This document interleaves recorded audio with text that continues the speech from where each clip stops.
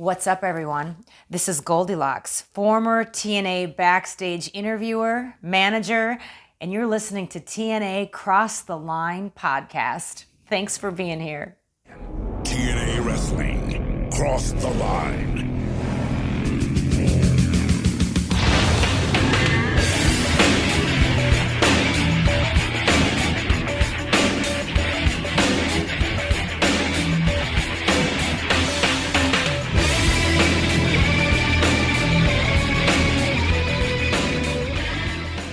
And we're back with episode 52 of the TNA Cross the Line podcast. I am Bob Colling Jr. With me, as always, is Dallas Gridley. And Dallas, last week's episode was so fucking good, we had to watch it twice.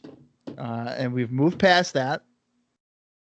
And we're here with the July 2nd, 2003 weekly pay-per-view for Total Nonstop Action. Last week, we had the first ever cage match. In fact, there was two. AMW winning the tag titles from Triple X, and then there was a kind of random D'Lo Brown, AJ Styles showdown. But overall, we pretty much enjoyed last week's episode. Actually, liked it better the second time watching it. So where's our excitement for the July 2nd one? Well, my excitement level is always at least an 8 to get on here. But Really? I just love watching TNA, man. But, you know, you almost stole my joke. I was hoping you were going to kind of gloss over the fact you watched it twice, and I was going to say it was so nice that we had to watch it twice. Oh, look at you. Because You're a poet. Which, nice and good are definitely a way to explain it. But, yeah, I mean, last week's show, for having to do it twice, was not bad. And like you said, we actually enjoyed it more the second time. So I'm starting to think maybe what we need to do is we won't record. We'll watch them together. And then we'll record and be like, this is so much better than the last time we just watched it, like 2 days ago. I'm not going to dedicate my life every week 4 hours of watching the same show. No, I'm not going to do that either. That was a joke. Not. I don't know how Conrad does it. Sometimes he watches the same show 3 times for 3 different guests. Well, that's why usually when he's with like Tony Schiavone, he just bullshits for 2 hours. Yeah. Which is totally fine with me. It's enjoyable. But nonetheless, you know, we don't have a lot to look forward to on today's show, which, you know, it doesn't mean it's necessarily a bad thing. We know that America's Most Wanted will be defending the tag team titles just 1 week after arguably one of the best matches we've seen in 2003 so far, which was that cage match, of course. We know that it's certainly the best cage match we've seen so far. Definitely a cage match. I meant match, like in general. No, but it's... Yeah, no, you said it right, but I'm saying it's definitely like the best cage match we've seen so far because it is in fact really the only cage match we've seen. Yeah, it is. Yeah, and I have some fun notes on that cage match, so stay tuned once we dive into the notes. So I think that'll be fun. We also know that Lynn and Justin Credible will be facing each other in a Russian chain match. So I'm hoping it goes longer than 3 minutes because it seems like they can't wrestle longer than that on the NWA-TNA shows. What's the difference between an American chain match and a Russian chain match? I think it just sounds scarier. Maybe I've noticed that about a lot of different things, like how they'll do that. Like a Sicilian strap match. What's the difference between a Sicilian strap match and an American strap match? And a Yapapaya strap match. Yapapaya, yeah. Jesus, I'm just thinking of that promo. Yapapaya. Yapapaya. Yeah, I don't know. It's a weird thing, and then it's like when they call like a kendo stick. You can call it a kendo stick, a Singapore cane. It's all the same shit. You just have it a different name, so it sounds a little bit cooler. I call it a kendo stick because when I write reviews, it's easier to write kendo than have to spell it Singapore. See, I started calling it a Singapore cane because I feel like it sounds like, ooh, that's like vicious. Kendo stick sounds like almost like a slang term, toy or like a slang term. Yeah, like kendo. I don't know. It seems weird. That like feels weird to me now. I don't know. It's just because I started calling it a Singapore cane so much that when I hear like kendo stick, I'm like, that's weird. But also they call it just a cane. I mean, you know, they call it that too. Even. That's funny that you're talking about this because I'm watching a SmackDown from 2000 and Steve Blackman just hit X-Pac with a kendo stick. See. Road Dogg's got one too. Oh my god. Okay, go ahead. Sorry. Oh, too many sticks going on. But I'm sure we're going to see one in the last match that we know about, which is the Sandman versus New Jack in the Hard 10 tournament final match. Thank fucking God that tournament is going to be over. But you know what? Sandman and New Jack ending it off. I'm hoping that's going to be a fun match. I think it will be. It'll probably be a shit show, but in a good way. Well, that's what I want. I mean, it's Sandman and it's New Jack. Neither one can really wrestle. So, well, a trend that I've noticed, not really, well, I guess maybe in TNA, but certainly on the independents is you see Sandman and New Jack in a hardcore match or whatever, and they start off doing hammer locks and go behinds. I hope that's not how they started off. No, I don't think they're going to. You never know though, because it's always every time they do that, the announcers are, they sit there and they'll say, "Oh my God, you know what? This is something we did not expect." Look at the mind games that they're playing on each other. It's like, come on, dude. This is out of the ordinary. Yeah, like bullshit like that, man. Now, also last week, we can't forget that main event that we had. Raven and Jarrett defeated Glenn Gilberti and Shane Douglas. So that was like a blast. That they literally were just all over the place. And it was not necessarily a great main event. No, it was not. And it was by disqualification, if I'm remembering correctly. Yeah, and Raven potentially injured himself. And I got a whole note on that match too, so I'm going to stop right there. That was his ankle, right? Yeah. Or lower leg. Yep. Yeah. So I mean, last week was full of a bunch of pretty good stuff. Even Kazarian getting a win over our X Division champion Chris Sabin, non-title though. Mm-hmm. I wouldn't be surprised if he gets a shot at that this week, or who knows with these people. They'll do it next week if they want. Who knows? And of course, we've continued the Kid Cash and Eric Watts stuff as well. So it's been a lot of fun. Right, which Kid Cash defeated Eric Watts. Yeah, he did. Of course he. Well, why wouldn't he have? It's Little Kid. Actually, that match was not very good. No, it's not. Little Kid Cash and giant Eric Watts, who can't really wrestle very good. No, and I don't think we really mentioned it either. The second cage match that I'm referencing was between D'Lo Brown and the NWA World Champion AJ Styles, where D'Lo kind of came out, cutting some promo here, and then AJ Styles was proving to be a fighting champion. Referee comes out. Tenay's like, well, we can't take the cage down, so we got to sanction the match. And then they had a little 5-minute encounter. Russo got involved, causing a disqualification eventually.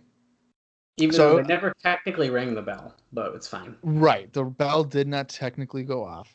So if I had to gather anything from this, is that D'Lo Brown is probably going to be the number one contender to go after AJ Styles. Jarrett looks to be taking a back seat for a bit, which I think is more than okay. I think it's good, and I think D'Lo makes sense with Styles, with their tag team history. Yeah. And it makes sense. And the fact that all Styles turned his back essentially on D'Lo to go with Russo, it actually makes a lot of sense. So I'm looking forward to when they wrestle again, because the number one contenders match they had just a few weeks ago was pretty damn good. Shockingly good. Yeah, so I'm looking forward to it. I think shockingly good in the sense of D'Lo did some stuff that he still blows my mind. Springboard moonsault. I mean, come on. The frog splash to the floor. I mean, it was. Oh God, yeah. Yeah, it was good. It was good. It was really good. So go out of your way and check that match out if you haven't seen it. That's my lead up, Bob. I don't have anything else before we get into some of these notes here.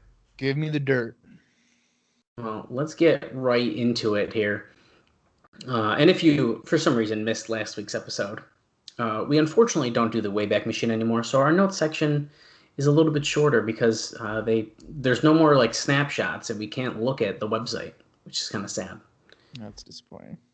But anyways, so there's a note in the Observer. This is from the July 7th, 2003 Observer newsletter. And it's not in the TNA section, but it does talk about Jeff Hardy, because he was fired by WWE after failing 2 drug tests. and numerous indie promoters were clamoring at his services. And of course, we've heard the rumors before that TNA attempted to get him for the main event for the biggest show of the year and have him as a regular.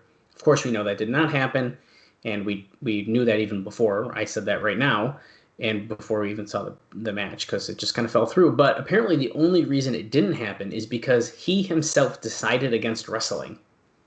So like Hardy is like, no, I don't want to wrestle nowhere. He's just taking a break, apparently. So that seems to be the reason that he did not come to our anniversary show, and instead we got Sean Waltman in a tracksuit. Yeah, so he's taking a break. I mean, he has an appearance at the Ring of Honor show. Middle of the month, I think. Death Before Dishonor. So I guess he would take Ring of Honor over TNA. How does that make you feel? Well, it makes me feel a little sad, but at the time, it probably makes sense. Yeah, and I think that that show for Ring of Honor for sure, drew a higher paid audience than TNA does. Well, you can't win them all here in NWA-TNA. We're still very early, and soon we won't be drawing any paid audience because we're going to be in the Impact Zone in Orlando, Florida, and everyone's free. So I wanna ask you a question. Okay. Can you think of the one company in recent history that's gone a whole year without technically drawing a single dime? Like a current one? Yeah.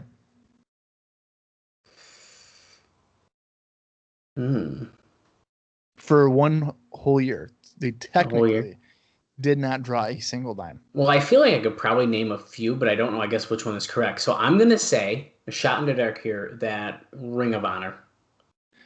No. Okay.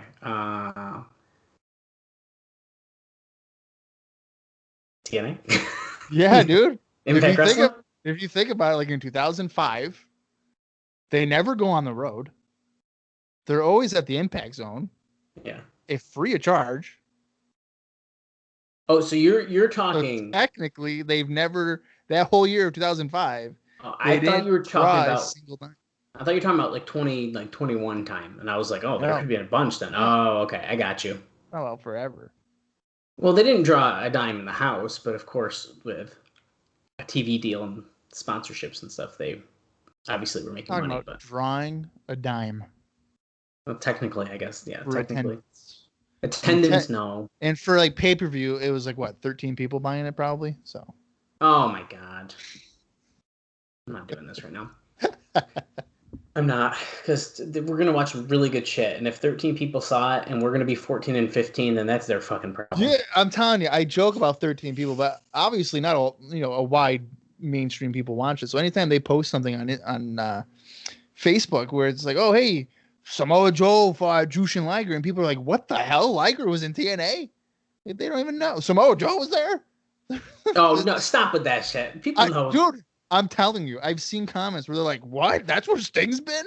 He was in TNA? No way. Oh I dude. swear to God. The next time I see it, I might even after this go on there and tag you on the message thing, and you can read some of these people are like, Kurt Angle? That's where he went?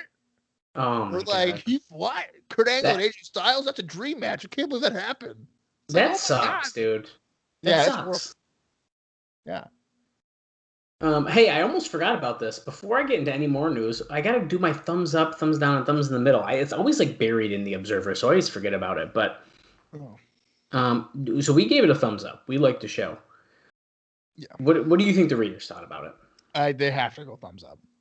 Yes, they did. And Dave says that the 625 show was one of the best received shows in TNA history. Yeah, no, I could see that. It got 97.5% thumbs up. Holy crap. 0 thumbs down. Good. And 2.5 in the middle. And I'll give you the numbers. I know I stopped for a while. But 2 people gave it a thumbs in the middle, and 77 gave it a thumbs up. So that's pretty good from a lot of... That, to me, is 100% well received. As we've said, in the middle, I mean, come on. You're probably nitpicking at that point. And even we could nitpick because, as we said, there was Like the Cash Watts thing kind of dragged or whatever. And the main event's not that great, but as a whole, the show's pretty fucking good. I mean, you got like almost a 20-minute cage match to start off, and it was really a good match. Exactly.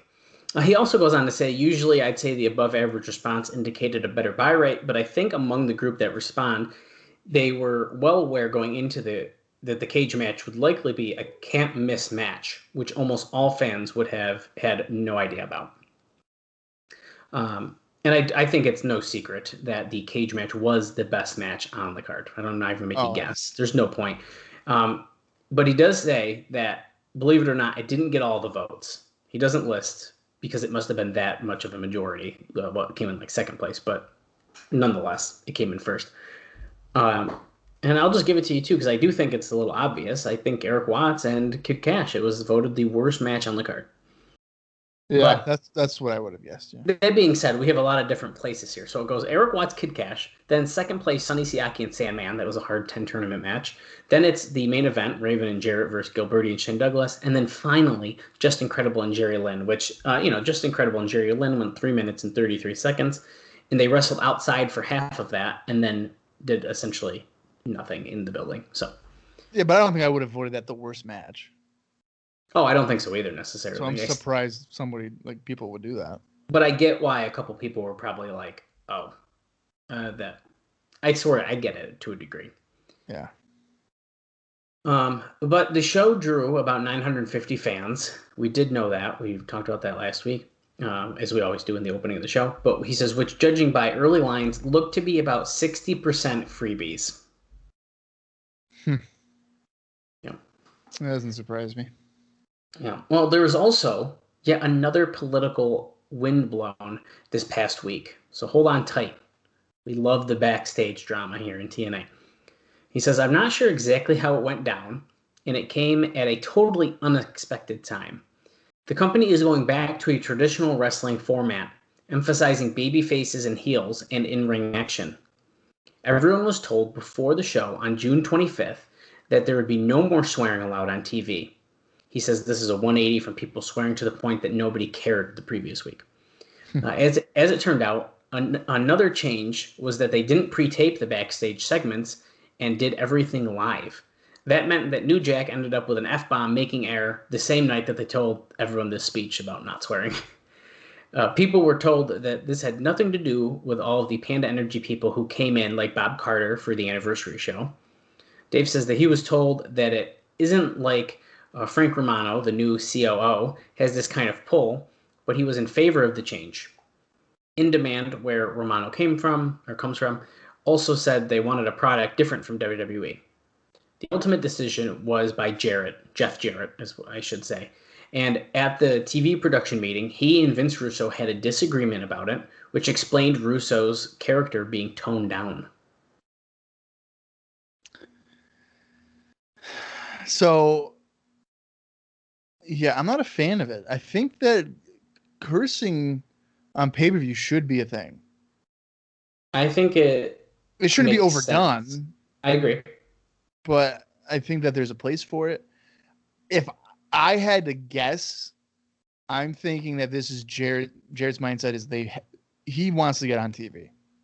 It has to be. So if you cut out your swearing and I would imagine nudity, Wow. He's going to be trying to present a TV ready type of program down the road. So that's probably what the real ultimate end game is for that. Yeah, I think so as well. And I think it's interesting to point out, you just mentioned swearing being, should be allowed on pay-per-view, or not even allowed, but should be happening because, you're on pay-per-view.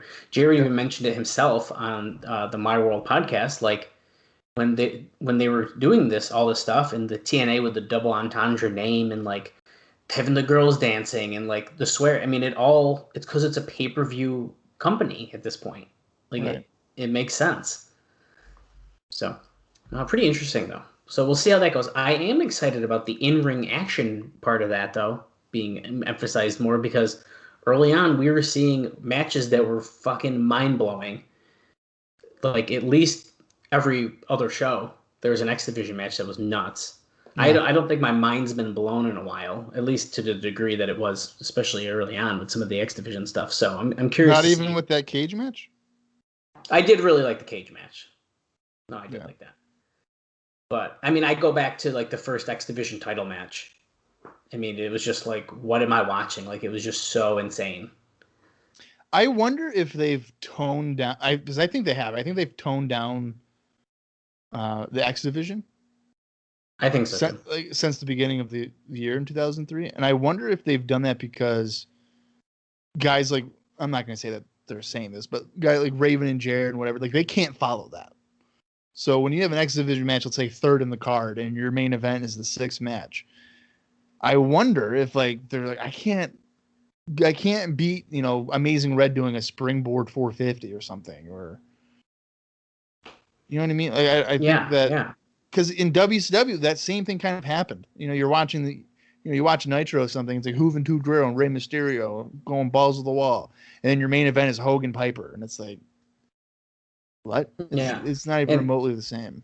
And I think it's important to note too, since we're talking about X Division and like main event stuff, once again on the My World podcast, and I'm bringing this up because they just did a series of the creation of TNA.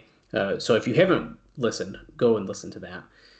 But Conrad asked Jarrett, like, what is the X Division? Because, you know, Eric Bischoff has constantly been like, well, like, what is it? It's nothing. No, it's the X Division. Ugh. So Eric Bischoff always shits on it. But Jarrett, I think it was really interesting.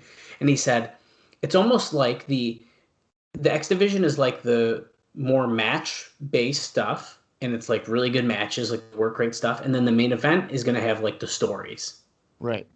And I was like, oh my God, like we're watching that happen. The X Division is your mindless, wow, these guys are really good wrestlers. It's like good match. Yeah, good stuff like that. Yeah, and then your main events are slow and stuff, but there is the background, there is the story to it.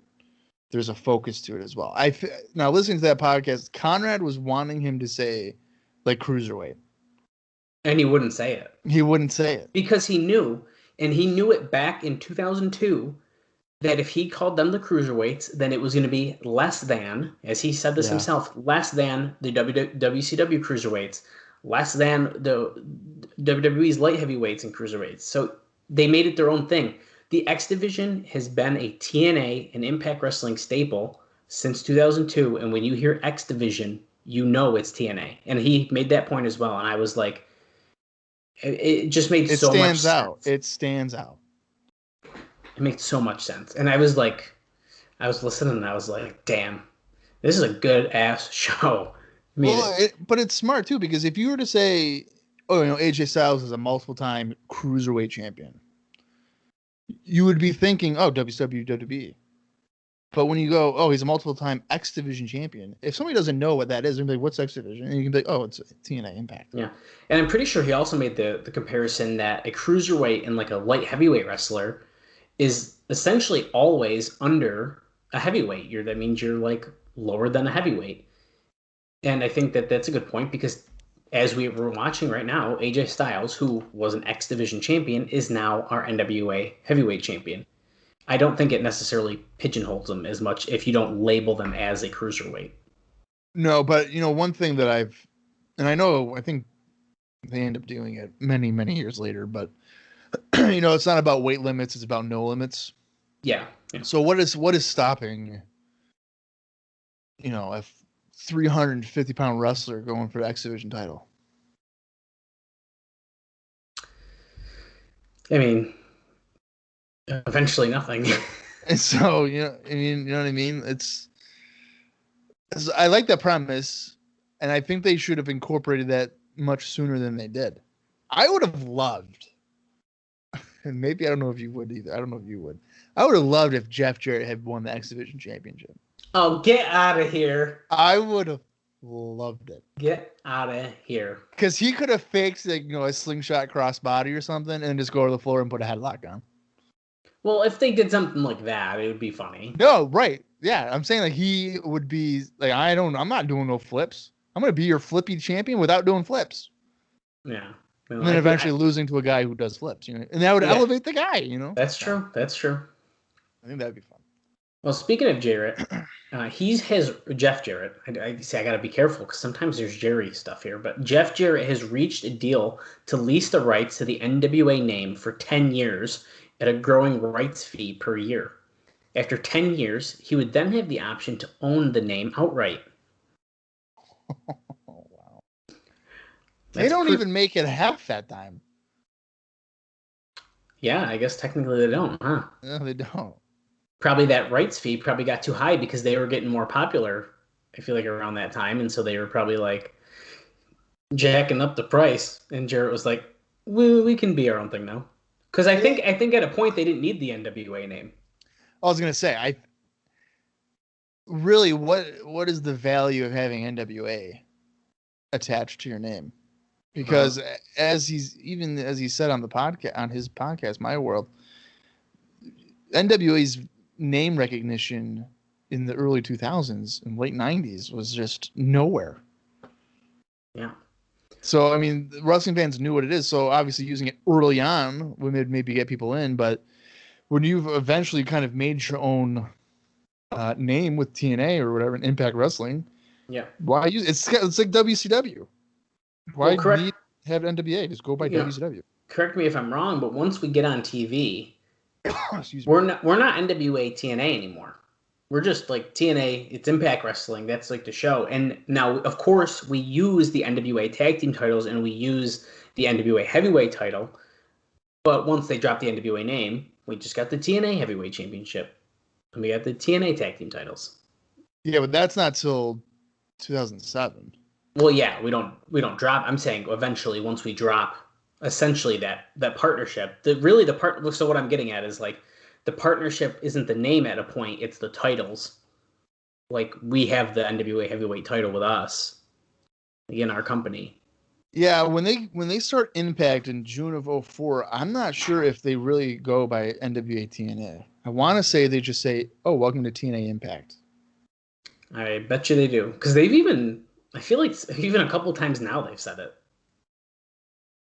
Not TNA Impact, but like they'll just say TNA. Like they've already once in a while sort of shortened their own name. Yeah, which is fine. I think the licensing really comes down to the belts anyway. Oh, 100. I think realistically, yeah. Yeah, I don't think they have to go by NWA-TNA. I think it's really just to have the world title and tag titles. Yeah. Okay, now I'm gonna need you to hold on for a minute, Bob, because I got a lot of notes about last week's stuff, including that main event match that we know was a mess. But before we get there, I want to talk about some other matches quick. So Dave has a bunch of comments that I think were pretty good about last week's show, and I scrolled down too far, so hold on. He says the tag team title match is the best match so far this year in the promotion, and one of the 5 best in the history of the promotion. So he gives this match really high praise, which I think is a very fair comment to say. The match went 17 minutes and 49 seconds. Now he does say that the cage was rickety as hell, which I sort of disagree with. I was actually quite impressed with that, but I thought it was gonna be way worse. But whatever. He says, and Daniels is about 6'3.5" and 245 pounds, and that he was scared for him as he tried to balance himself on the cage. So they really need to tighten it up. I get what he's getting at, but Daniels is 6'3". That's what he says. I don't know. Is that true? I don't know. That's a small 6'3". I was gonna say I'd have to fact check that, to be honest with you, but yeah. Regardless, that's what he says here. Now he says the cage itself was actually only 10 feet high. He says it was measured, but it looked higher, which tells you about the height of other cages. In most cages I've ever seen, except the Hell in a Cell cage and the giant cage in WCW had. Now I brought this up because last week I was like, damn, that is a tall cage. But you mentioned, Bob, it's probably because the roof is so low. Well, apparently that's definitely the case because it's only 10 feet tall, and most cages are 15. I'm pretty sure 15. Yeah, if they had put in a 15-foot cage in there, they're hitting their heads on the ceiling. Yeah. Dave also ended up giving this match 4.25 stars, by the way. I think I gave it 5. It was really good. Actually, I didn't end up highlighting it here, but he ends up saying here we go. It would have been a genuine match of the year candidate if Harris just improved on his punching.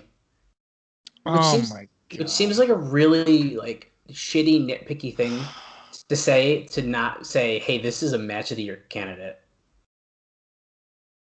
Improve on his punching. Yeah, so we're just gonna move on from that. Come on, dude. I think it's some silly shit. That's why I wasn't gonna bring it up, but Mike Tenay opened the match saying that this wasn't going to be a climbing contest.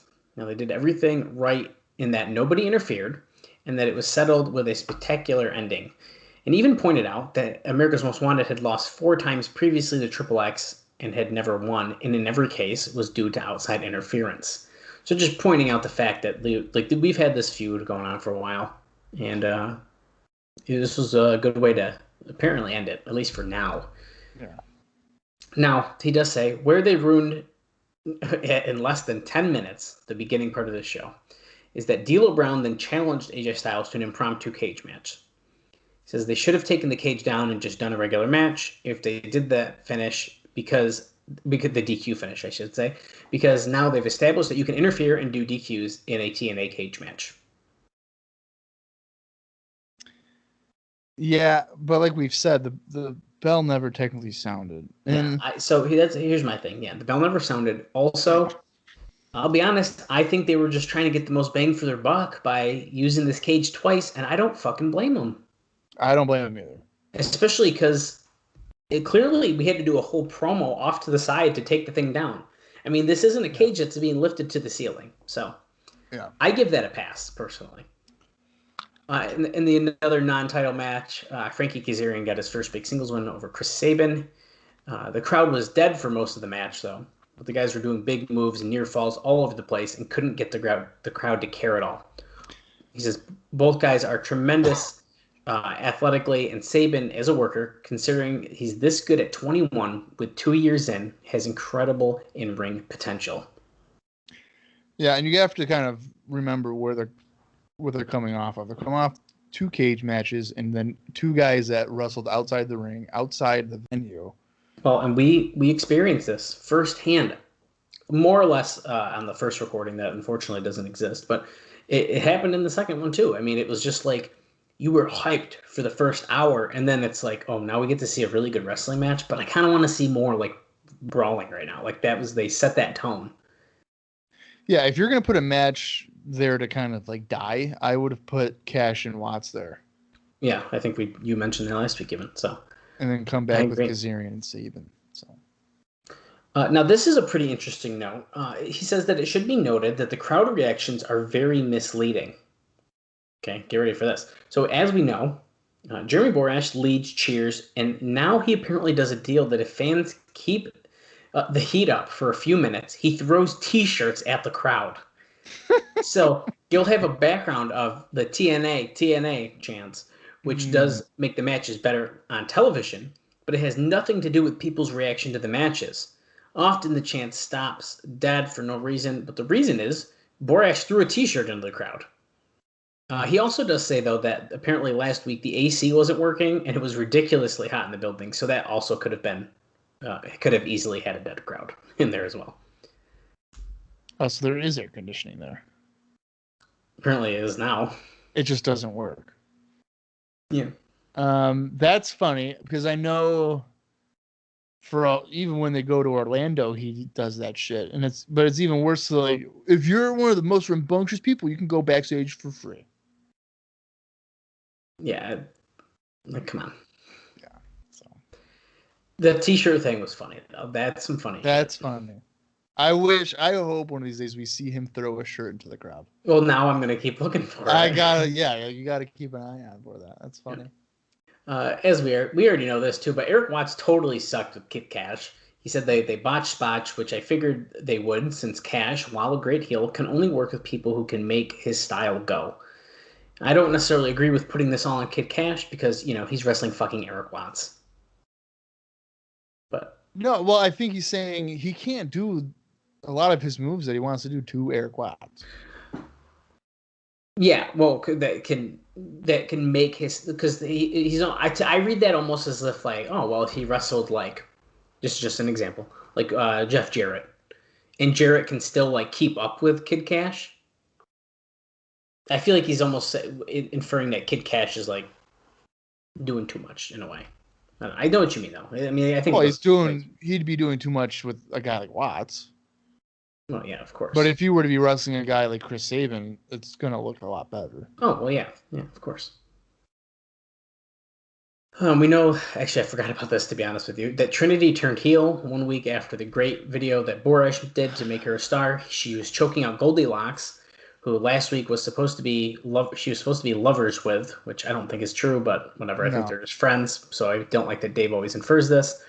The idea is that they finally figured out that Trinity can't wrestle, but can do spots, so they figured that she should interfere in matches as a heel rather than do the original Lita S.A. Rios deal, which would have worked perfectly with her with Kazarian or someone who can go but needs something added to him. Well, that's interesting about Kazarian.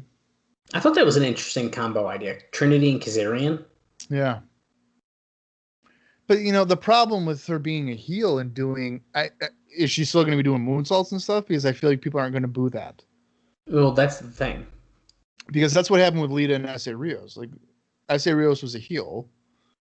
And then Lita would do moonsaults and stuff. And the fans would be like, oh, cool. Okay, well, Lita's cool then. Yeah. And then they start cheering for Lita. Yeah, it's not going to work. But she won't be heel for long if I had to take a guess.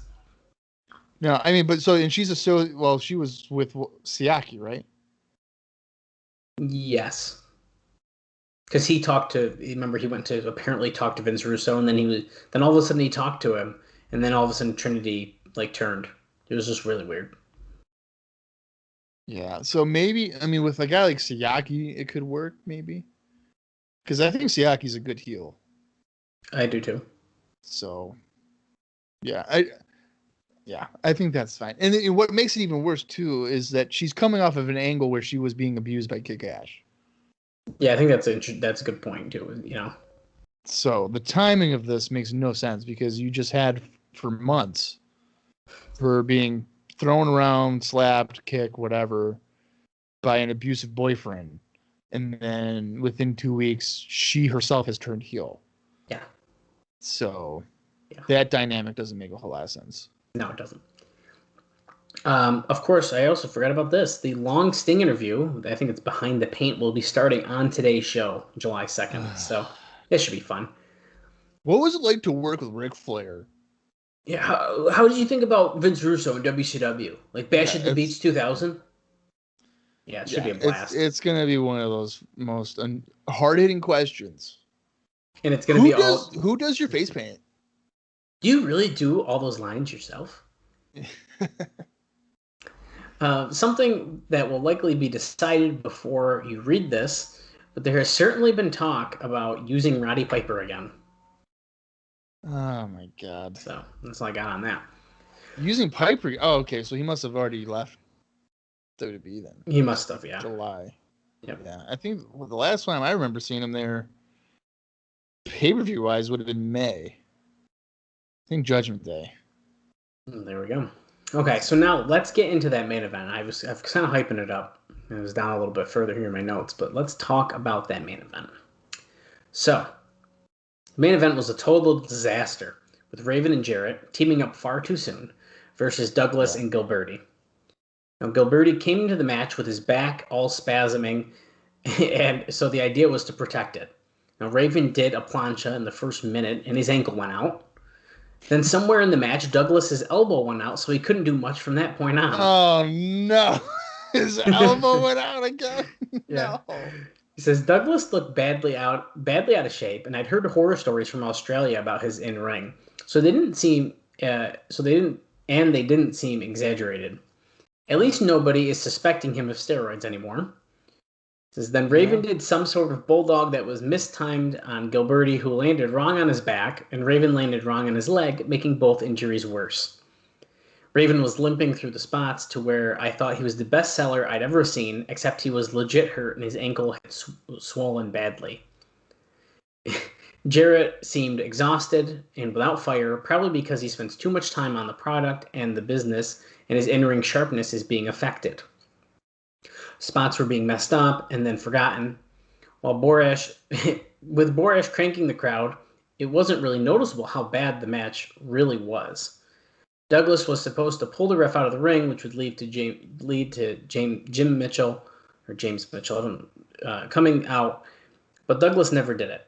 And we know that because the referee just pulled himself out. Mitchell ended up coming out. He waited for his cue to interfere, and then Raven kind of head signaled him to get in the ring and throw the fire. He kind of froze, but at least he did it, and it was far worse to the people in the company who knew what was supposed to happen than to the audience, who just saw the pause before the fireball. They considered doing a blowtorch gimmick from ECW. I'm not sure quite what this reference is, but they were afraid it might damage Raven's eyes, considering it blew off Mitchell's fingers a few years ago. Yeah. So the blowtorch thing, I want to say it was around the end of ECW, like Anarchy Rules, because Joey Styles makes a comment about Father James or Sinister Minister not being there because of an injury or something. But I believe that the blowtorch thing was in reference to like him using it on somebody backstage in a storyline, and then he legitimately then like burned his fingers. Nice. Now I haven't seen this. I don't know if it was even filmed and put on TV or nothing. Oh, but okay. I'm not there at that point in my Hardcore TV 2000 written reviews yet. Gotcha. I'll let you know in the next probably 5-6 years. Sounds good. But yeah, this is pretty interesting. A lot apparently went wrong in that match. And I guess it wasn't good, but I guess if the crowd was into it because JB was throwing them t-shirts and shit, I guess I didn't notice how bad it was necessarily either. I just knew it wasn't a great main event. It was sloppy as hell. It was all over, yeah. Yeah. And I think it's hysterical that Shane Douglas's fucking elbow went out on him again. Story of his life. That is remarkable. If he's on this show and he comes out in a freaking cast or something, I'm gonna lose it. We'll find out. I can't wait to see. Oh, God. Apparently the idea is that Mitchell is going to feud with Raven, using Douglas as his main guy.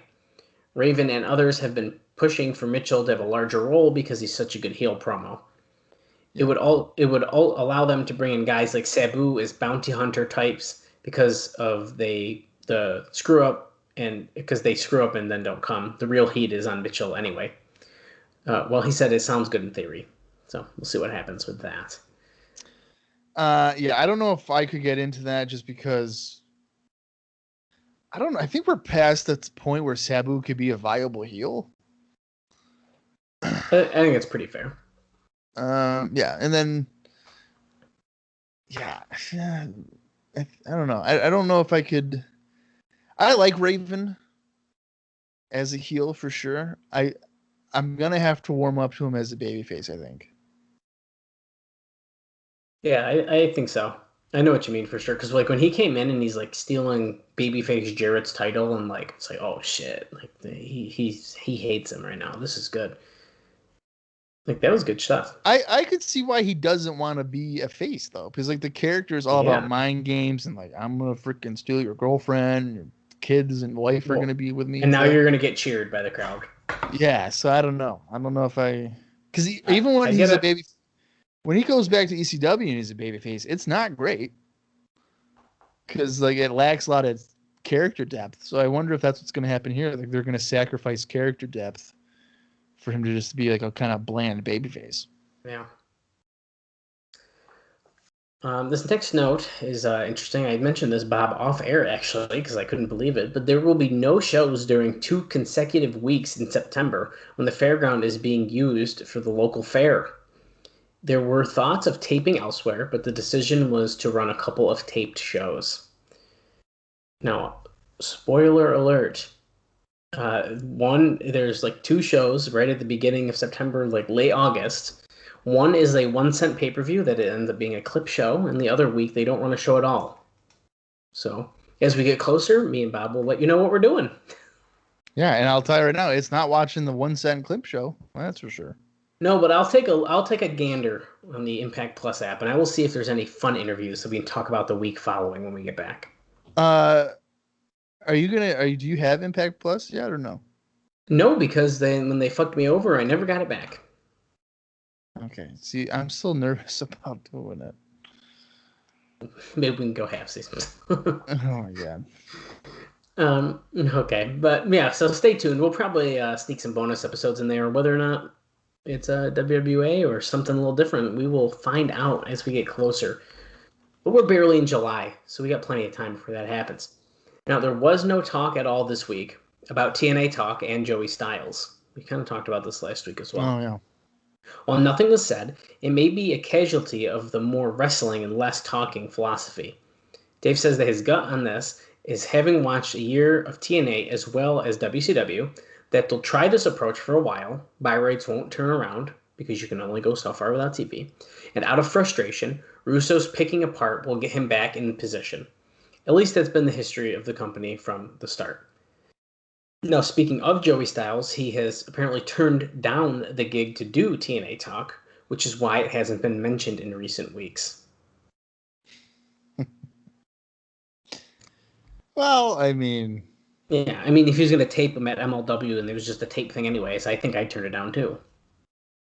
Yeah. And There's that. I think I would have rather have had Joey Styles be the main broadcast guy over a guy like TNA. Yeah, I see what you mean. I like TNA a lot, but I see what you mean. I like TNA. I do. And his facials, when he's get confronted by various people, are top-notch, hilarious. But I think Styles is a better play-by-play guy. Yeah. And then TNA could do like the TNA talks. That would be good. I think TNA does a great job with the sit-down interviews. Yeah, I do too. Even though we knock on him for just talking about WCW all the time, he does do good. Well, that's what he's familiar with. So, I mean, I think, of course, he's going to kind of reference that. But the idea of a Joey Styles Don West broadcast team, like, they'd be screaming about everything. I think I'd really like that. Yeah, I agree. Because Joey Styles would just be like, "Oh my god!" and then, "God, you believe it? Replay? Can we get a replay?" That would be good. They'd work really good together. There'd be a lot of yelling, and I'd really like it. Oh yeah, it'd be like it'd feel like watching a wrestling show with your friends, like freaking out about stuff, and yeah, I think that'd be a cool thing. For sure. No, I only got like one more note here, so which is pretty surprising. Like I said, it's pretty short, and then I want to bring something up quick before the independent news, but. They have picked up the advertising. An ad that was purchased on local cable systems during WWE programming this week was generic and not mentioning any names and just trying to sell the show based on Wednesday Night Wrestling and hot moves that you won't see anywhere else. They also purchased an ad in many TV guides. Reader Neil Jones also gave a story about ordering the show this week, and the guy on the phone had no idea there was a wrestling event on Wednesday. Told the cable person that there was one every Wednesday. He said it must be old tapes, and when told it was live, he said he never heard of it. So the guy who even is selling pay-per-views, or this cable person, had no clue that this is even happening. So I thought that was kind of funny. And for reference, it looks like, at least locally, that commercial was on during Confidential, if I'm reading one of these random notes correctly. So there's at least one local TNA ad during the Confidential show, which apparently was a fluff show this week, but we're not getting into that. Well, okay, so then they have Confidentials on late at night. They might have played multiple. You could have played. I think it was. I never really watched it live. I don't recall. I want to say it was on like Saturdays at 11 or even midnight. I believe it. So you put an ad on that show. How many eyes are you really getting on it? I don't know. Maybe 10. Because even 2CW would at least put an ad during Raw. Man, you know how much they probably had to pay for those? Well, I don't know if it'd be a lot because there is local ad space. Oh, that's true, I guess. Compared to because nobody in like Massachusetts or something is going to see the 2CW ad. That's local driven. Yeah, that's a good point. Well, Bob, before we get into independent news, I think we need to bring something up. Some unfortunate news that came out just before recording this. And that was Don West and his diagnosis with brain lymphoma. That came out on, he wrote a letter on his radio station on June 16th, 2021. So, of course, it's going to be, by the time you guys hear this episode, it's going to be a little bit old, a couple weeks old news. But I couldn't believe this news when it came out. I'm hoping the best for Don West. He's one of my favorite announcers.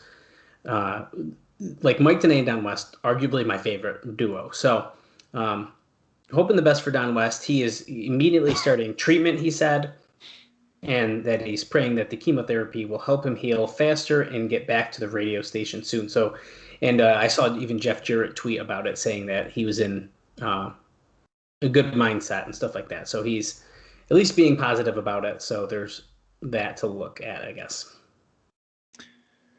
Yeah, I think as more and more years go by, I think Don West, as a color commentator, is oftentimes seen underrated. And I remember, like, for myself personally, like growing up, I kind of was annoyed by Don because he really, I guess, like kind of came across like he didn't know what he was talking about. But as you get older and mature, if you want to say that I've matured, I don't know, that's debatable. But I, when you go back and watch these shows and you have like a different mindset than being, 13, Don not being a wrestling guy adds to his persona. It kind of makes him likable because, and I've said this before, we've maybe seen shooting star presses thousands of times, but when he would see it for the first time, he'd be like, "What the fuck was that? Like, holy shit, today!" Like, freak out, yeah. Yeah, and even on a hip toss. Now, part of that might be an overreaction, maybe, sure, but then also, but have you seen a guy springboard off the middle rope and then toss the guy with his arm? Probably not. Yeah, really, yeah. So the genuine excitement that Don brings, and he's been bringing it since the first show. So. And I think he's improved. He's improved. I think the first year. Yeah, like if you go back and watch that first show, I think he's like trying to be kind of what Ed Ferrara was, like jokes and stuff like that. They've even had a couple of segments where he was like kind of being goofy and he'd get like hit or something. But I think he's really found his groove here in 2003. Like when he does the shills and stuff, I would say most times it makes you interested. He'll be like, "Oh, this next week it's a world title match, Jeff Jarrett against whoever." But he's like pumped up about it. Oh yeah. So, yeah, I think he's very underappreciated. I think amongst wrestling fans. Yeah, I agree. And like I said, hoping that Don will make a full recovery. Send positive thoughts. If you want to send prayers, if that's your thing, go ahead and do it. But positive thoughts, Don West. And as I wrote on our Twitter page, instead of go Red go, I think it's go Don go. That's right. Absolutely. So. But on that note, Bob, let's hear about some independent news before we touch on Explosion and then get into the show. Okay, not a whole lot going on this time around. CM Punk, he lost to Scoot Andrews on June 21st for IPW. He defeated Stand Up and Tariq the Great before losing to BJ Whitmer on June 27th for IW Mid-South. And that was a Revolution Strong Style tournament. So he made it to the finals, but he could not beat BJ Whitmer. And he teamed with Colt Cabana to defeat Christopher Daniels and Raven on June 28th for Ring of Honor. Here's a match that, aside from the guy that we've seen here on TNA, I doubt anybody will know who the hell I'm talking about. But Jerry Lynn teamed up with TVZ, which was Tom and Troy Van Zant, losing to Apollo Star, Bailey Mannix, and Johnny Reyes. So okay, that happened. Justin Credible defeated Balls Mahoney on June 27th for USA Pro. He teamed with Tony DeVito and H.C. Loke to defeat Special K on June 28th for Ring of Honor. Sandman lost to Raven on June 27th for USA Pro. And lastly, AJ Styles, the NWA World Champion, defended the title and defeated Chris Sabin on June 28th for Ring of Honor. Whoa. So now that's a good thing potentially here for TNA. That a guy like AJ Styles is going to be doing all these indie shows. I would have him defend the title. Have him be that traveling champion. I mean, Jarrett seemingly would only really do it for WWA. He wasn't really going around the States doing that. So I think if AJ Styles were to show up to Ring of Honor or even Combat Zone Wrestling and 3PW and defend the NWA World title, I think that'd be kind of cool. I think it'd be cool, and I think it'd be like, wait, he's the NWA champion if you didn't know. And then, I might have to check out the show he got that on, and then could potentially bring more eyes to TNA. Yeah, and if he has a great match, like I'm sure the match with Sabin's probably good. I'm sure it is. Fans are going to be like, oh, all right, this NWA World Champion guy is a good wrestler, great wrestler. Mm-hmm. Well, how can I watch him? Oh, okay. Wednesdays at 8:00, $10. All right, I'll give it a shot. And then that's how you kind of expand your viewership. So, yeah, for sure. I think that's a good idea. Yeah. Okay, well, let's touch on Explosion here. It is a stacked card. Just like an AEW Dark that would be 2.5 hours long. But this is Explosion. It's taped on the same day of the shows that we watch, and this one is from, of course, July 2nd, 2003. It's Explosion number 39, and it aired on July 6th, 2003. And it featured the following matches. BG James, Conan, and Ron Killings defeated Delirious, Kid USA, and Nate Webb. The Gathering of Alexis Lurie and Julio De Niro defeated Daisy Hayes and Matt Sydal. Which is pretty cool. The Harris Brothers defeated Andy Gooch and Jason Porcaro. I like Andy Gooch. Yeah, it's a good name. And I can't click on that, so I don't know who that is.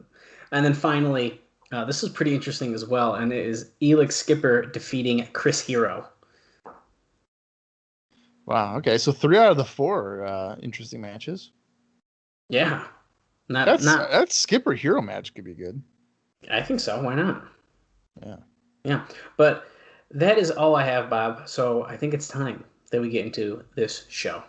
All right. Well, it's that time then, Dallas. Let's get into it. The July 2nd, 2003 weekly pay-per-view for NWA TNA. I'm going to count down from 5 when I say play. Hit play on your side with, I would imagine, either Impact Plus or maybe you have it in your own personal collection. I don't know. And I honestly don't really care. So I'm going to count down from 5 and let's enjoy, hopefully, the next roughly 2 hours of professional wrestling. 5, 4, 3, 2, 1, play. Well, we're immediately starting in a video package from our end here. We got Shane Douglas talking. Dancing with the devil. Raven! You came out here crying. He's waving his fingers. This is probably where he threw his elbow out. I was just going to say that. And here come Raven running up the stairs. Only Shane Douglas owns a pair of yellow pants with a black stripe down each side. I want to get a pair of those. Yeah, but when you think yellow pants, do you think of anyone else besides Shane Douglas? Because it's the only person I think of. Oh, wow. Yeah, no, I guess you're right. It's really Shane Douglas. Even if I was going to try to think of someone else, but even if I'm thinking of somebody else, Shane Douglas is already the first one in my head. He's always the first one. I do think that, I think Freddie Mercury wore yellow pants once, but. Well, I'm sure Sabu did too, right? Or Aldo Montoya. Yeah, but I don't think of them. That you got a good point there, but yeah, it's definitely Shane Douglas. Here's D'Lo in the cage. It starts now. Delay, are you going to be the man that you claim you are? Or are you going to be that little snot-nosed, egotistical punk? See, so that's a good point. They were told not to swear. He didn't call him a bitch there, which he probably would have normally. I would have thought, I would think he would have. See, now that we're looking at the cage again, from certain angles, I do feel like I can tell it's shorter. But in general, it still looks pretty big in this building. Right. So I think why it looks bigger is because they're usually pointing up. Well, I feel like those are the shots where I feel like it looks smaller. The pulled out shot is where I think it looks the biggest. Although, see, looking at it again, I So don't right know. there, that looks small. Yeah, right there, dead. Yeah, but like if His they D'Lo is show the climbing to the camera top. angle of him upwards, like in the ring or whatever, it looks taller than what it is. So like, and that way it kind of looks taller. Yeah. You know what I mean? And notice how he zooms in there and kind of tilts up and makes it look taller. Yep. Yeah, at least they know what they're doing production wise. Styles throws the chair at D'Lo while he's hovering on top of the cage. Just ridiculous. Dangerous. But now that Meltzer, noted that pretty much ruins TNA cage matches for me now. So that's great. Oh, yeah, and now you can get DQ'd in them. Oh, he lands on the chair where Russo's like, I'm not going to move it. I'll just have you land on it. And here's Styles hitting the Styles Clash. D'Lo's pants are falling down. His dick almost came out, but instead he gets hit with a Styles Clash right on the chair. I don't think I noticed that the first time. Or the other 2 times we watched it. I think I sort of did, but I was just trying to ignore it. Yeah. Here we go. This is Sonny Siaki saying there's going to be some changes. Goldilocks says, hey, what are you doing with him? And she's like, boom, pulls Goldilocks' hair, boom, chokes her out. Yeah, sleeper hold. I like how she put a sleeper hold on her, but then Goldilocks doesn't pass out. But any other wrestler would in about 3 seconds. That's a good point. Oh, and here's the main event stuff. Oh, yeah, there's Father James Mitchell. That was a weird camera effect to show the fireball, but okay.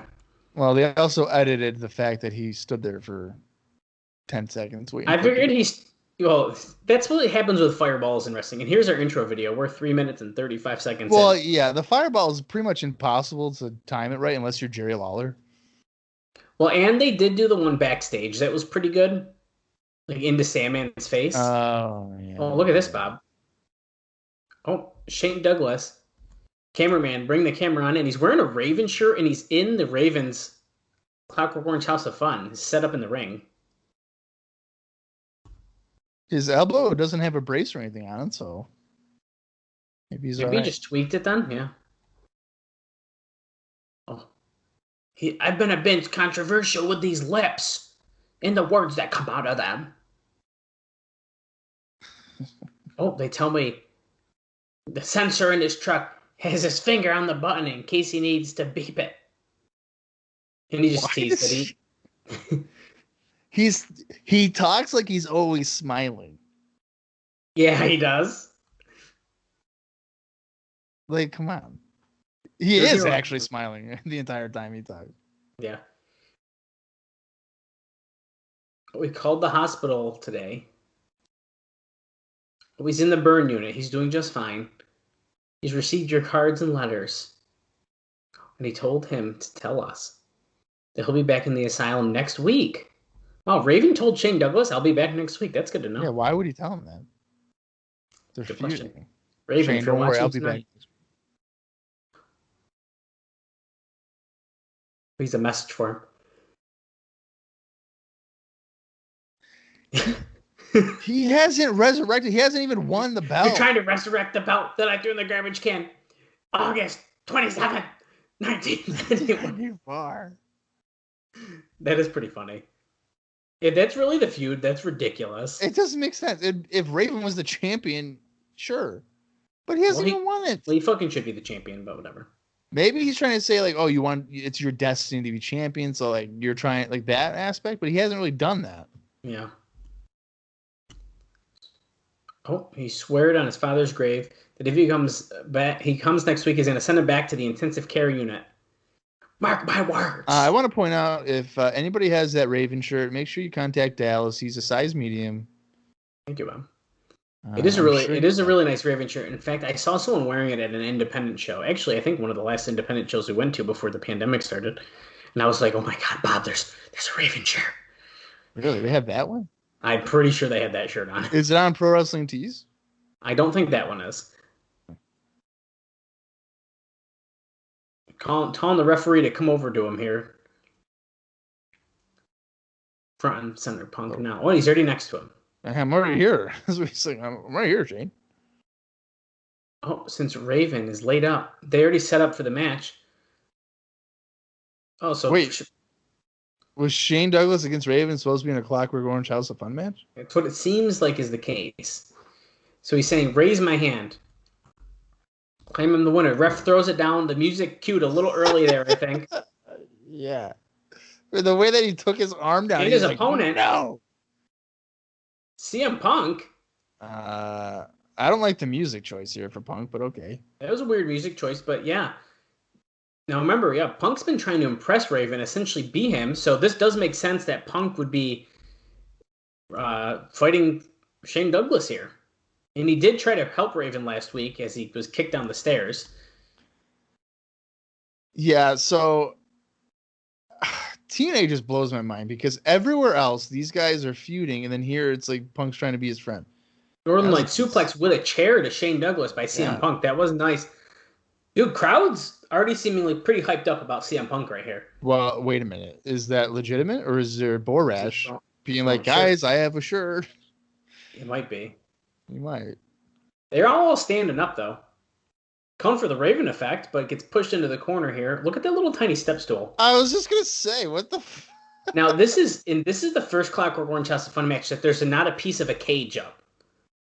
Oh, yeah. Like the fence. Back body drop by CM Punk to Shane Douglas running. Oh, kind of a super kick there. It's like a side kick, really. Sell that, Douglas. He ran through the middle of the road. Yeah. I like how there's a tennis racket. Is that a shout out for Jim Cornette, you think, or what? It's got to be, right? CM Punk bouncing off the rope.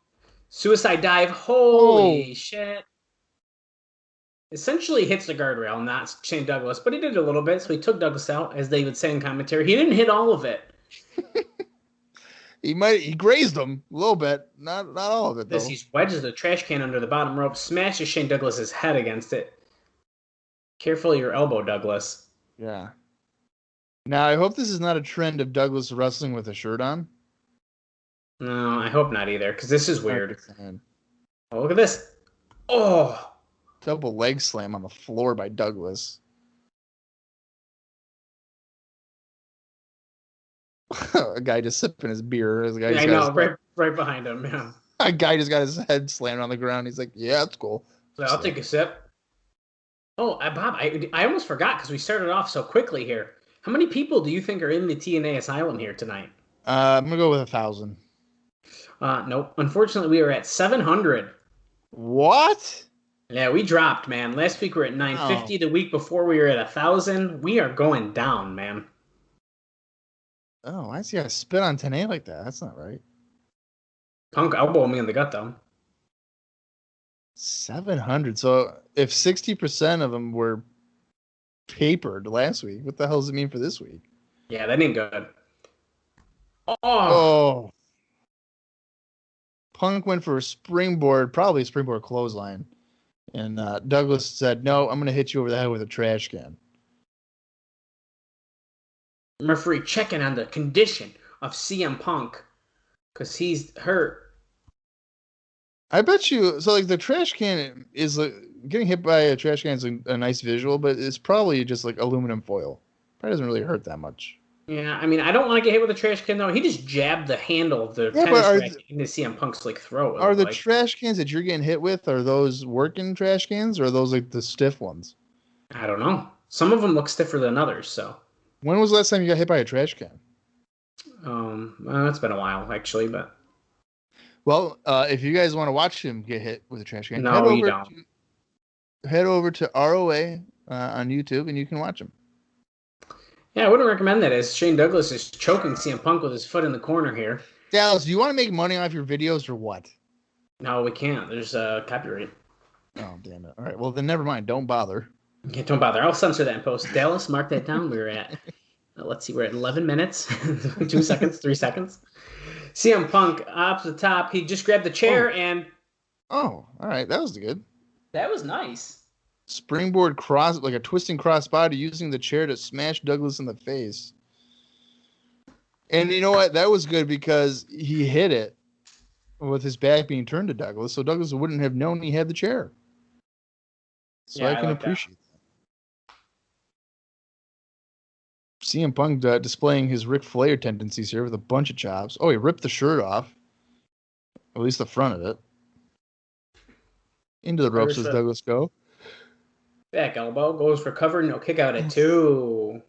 Wait, so this is a pin. This isn't the classic kind where you have to throw him off the top. We only did that once, I think. Oh, off the balcony, right? Yeah, they've only done that first time, I believe. Oh, is he going for the, I don't know, backbreaker? Double underhook. I thought he was going to go for a pedigree there first. So did I.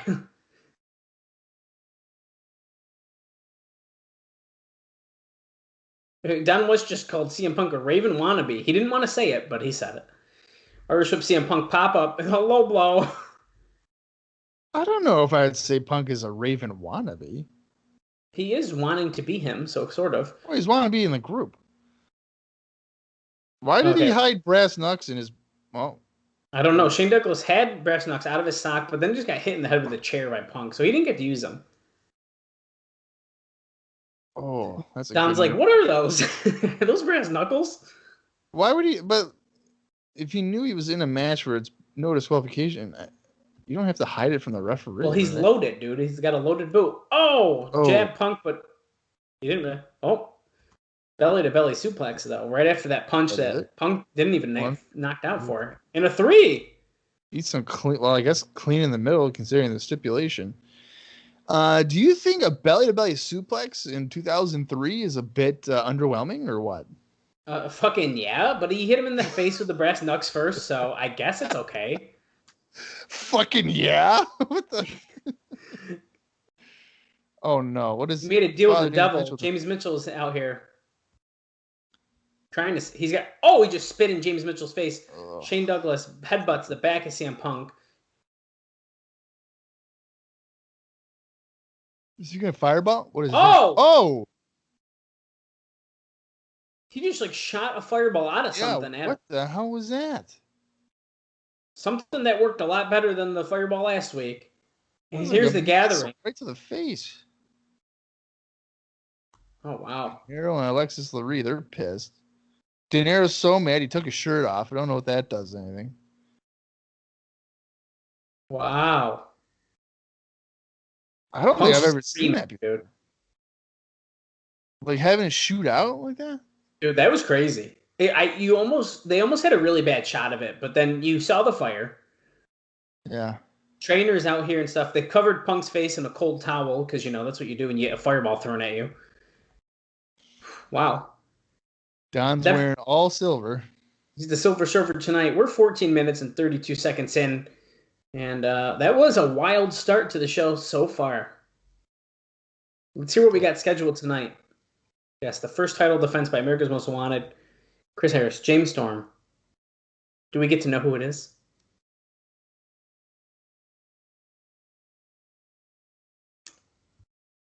Sonny Siaki and David Young.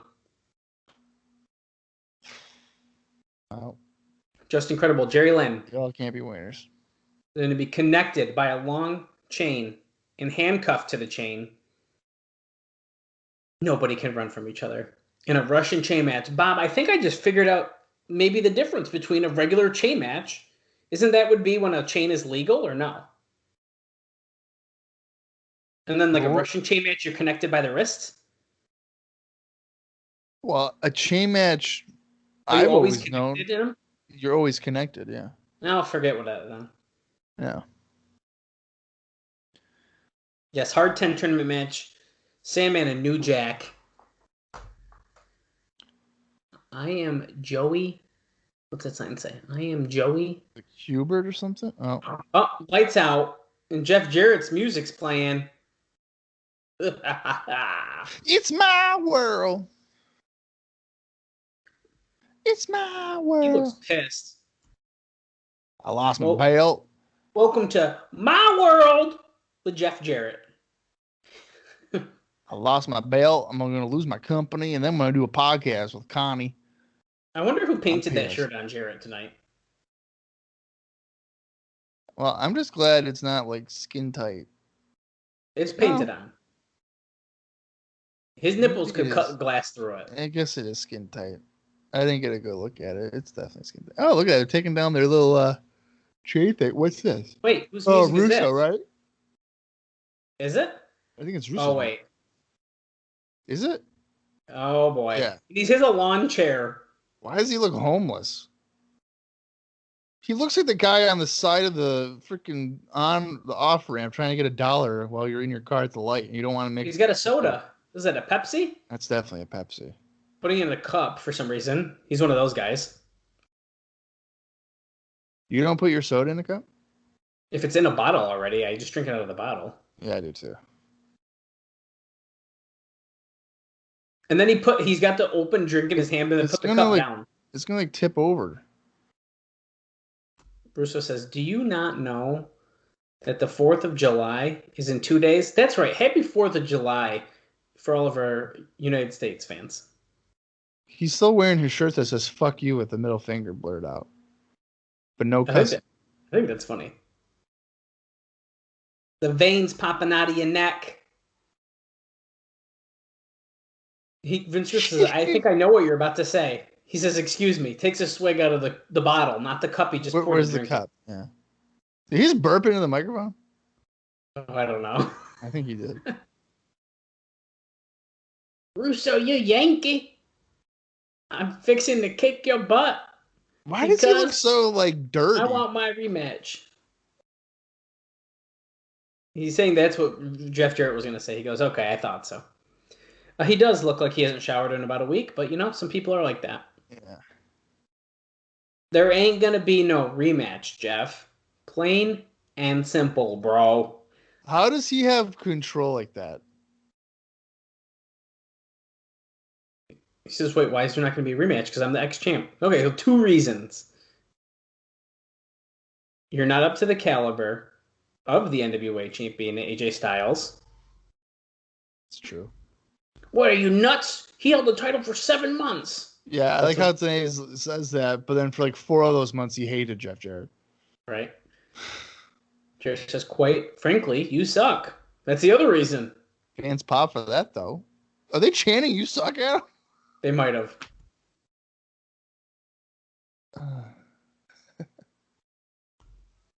Ain't gonna be no rematch, which is, in fact, a double negative. So, in turn, there is going to be a rematch. There ain't gonna be no rematch. What if Jarrett was like, "This show's called Total Nonstop Action"? He just tagged Russo. Wait, where did his cup go? Who's that? Oh, that's Legend. That's Joe Legend. It's Joe Legend. It's just Joe. It's just Joe. He looks bigger than I thought. I don't think he was that big in WWF. Yeah, he's a world traveler. Big. He wrestled in Japan. He looks a lot different. I'll give him that. If TNA didn't say that's just Joe, I don't think I would have known that was just Joe if I didn't already know it. He looks like he was in Chronic. But Jarrett and Just Joe are fighting through the crowd right now. You're totally right. He looks like somebody that was in Chronic. Like he's the 3rd member. Yeah. Oh. He's got wins over Christian and Rhino. And Edge. Don't forget Edge. And Edge, he said, okay. I thought he said Ed. I was like, I don't know who Ed is. Yeah. We're fighting up in the rafters. How is that guy with Bleachers, that? I should say, not the rafters. Sweatsuit. What in the world? Is that Sean Waltman? Oh my God, it might be. Jeez. All right, so interesting debut here for Mr. Joe Legend. He's beating him up in the bleachers. Hey, he's making this is a pretty big impact for your debut, though. Beating the shit out of Jeff Jarrett. Yeah. Oh, wait, here we go, though. Oh. Just Joe hitting the head with a chair. This makes me want to go back and watch, Just Joe backstage, starting drama between Sergeant Slaughter and Perry Saturn. It makes me want to watch Chronic matches. I liked Chronic, so. So did I. He tried to suplex Joe Legend, but then Joe Legend tried to suplex Jarrett, but Jarrett reversed that. Yeah, now you were saying in The Observer that Legend was getting a lot of praise, right, for his work in WWA? I think he might have. I do believe that was brought up at some point, and he has been backstage at multiple TNA shows. Okay. He's got Jarrett in like a Usually people- headlock here. Oh, like a neck vice. Wait, he's Today, behind. watch out. Today's like looking at the camera. Oh shit, they're behind us now. Oh, Bob, I thought he was going to throw him over through the announce table. And I would have got Chipotle for life. No joke, dude. Am I about to owe Bob a Chipotle bowl? Oh, no, we're going toward the ring now. Oh, he just picked up the fucking wheelie chair and whipped him in the head with it. Jabbed him with it. But Joe stops that. This is going a little long for just a brawl for nothing, but it's fun. Crowd's into it. Joe picked him up, dropped him on the steel steps. Well, yeah, kind of, I guess. Kind of. Well, so this is weird. I mean, What's this? Oh, he drop kicked the stairs into Jarrett. This is clearly setting up something. So I don't mind it going so long because it is out of the blue. It's not. There's nothing to reference it off of. Yeah. I think Legend needs to leave him laying though. I agree with that. If Jarrett is the one standing, then this is like pointless. Yeah. Where's security? Like, don't they usually try to do something at some Well, point? they have the red shirts that apparently are stopping everything, but they haven't been seen yet. They ain't doing nothing. Legend slammed down Jarrett. He's calling for something here, but he's climbing to the top rope, it looks like. Where's Kevin Northcutt? What's this going to be? And A shitty looking leg drop, but Jarrett moved. that is a dangerous looking leg drop. If all of his weight lands on his ankle like that, Yeah. that's not good. Oh, ducks Jarrett's clothesline, atomic drop. Oh, but Jarrett. Not a good one either. No, and Jarrett caught it, and now he's got him in a figure four. No, see. If only he had the shin guard on. Oh, here's AJ Styles. Oh, I didn't even know who that was for a second. Yeah, AJ's making the save.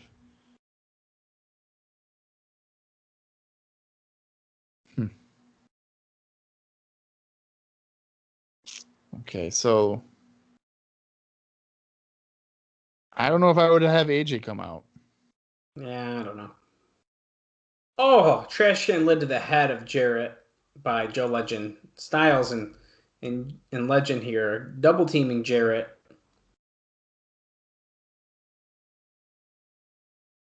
Oh, another one. You know what? If wrestling was real, they would hit him with the handle side. Right? They wouldn't use the safe side. That's some bullshit. He's grinding Jarrett's head into the ring. He's got the wrist on him. Come on, Jeff. You want to see hard work? You're gonna go mow my grandma's lawn. Legend's hands look like they've been wrapped up with duct tape and not like wrist tape. They very well could have been. He's a tough MFer, dude. This has been going on forever. I told you, I think this is a little too long. What the fuck was that? Like a spinning cutter? Did kind of look like that, yeah. Well, we got duct tape now. Well, Styles speaking of duct tape, there you go. Which is weird because we're using steel cables. We don't have regular ropes here. Yeah. Oh, Styles clash to Jarrett. Is he going to hit it? Sure does. Oh, so you heard on the podcast there that, at least for the first show, that they had a WCW ring, and if you had turned around the aprons there, you would have saw flames. Yeah, I think that's crazy. That's awesome. Which I don't think is the case at this point. They probably have. No. They probably still have the WCW ring, but not the. Yeah, I bet either ring's the same, but everything's different. We're taping Jarrett down, but Russo's in the ring now. He's got a bat. He's wearing his TNA shirt. Fuck you. Yeah. Fuck Vince, baby. That's what his shirt says. It's probably gonna break his ribs, right? Oh. People are running down finally. Oh, Russo's got a microphone. Jeff, you've been formally introduced to the legend. He says, "Oh, one more thing. ain't gonna be no rematch, which in turn, like we said, means there will in fact be a rematch because it's a double negative. No, there ain't The going to be no one. ain't and no are two negatives that makes a positive, so No, because he's saying there ain't going to be no. He's not saying there's no rematch. No. He's saying there ain't going to be no rematch. ain't is a negative. I know that. But with Russo's logic, he's not saying there no rematch. No.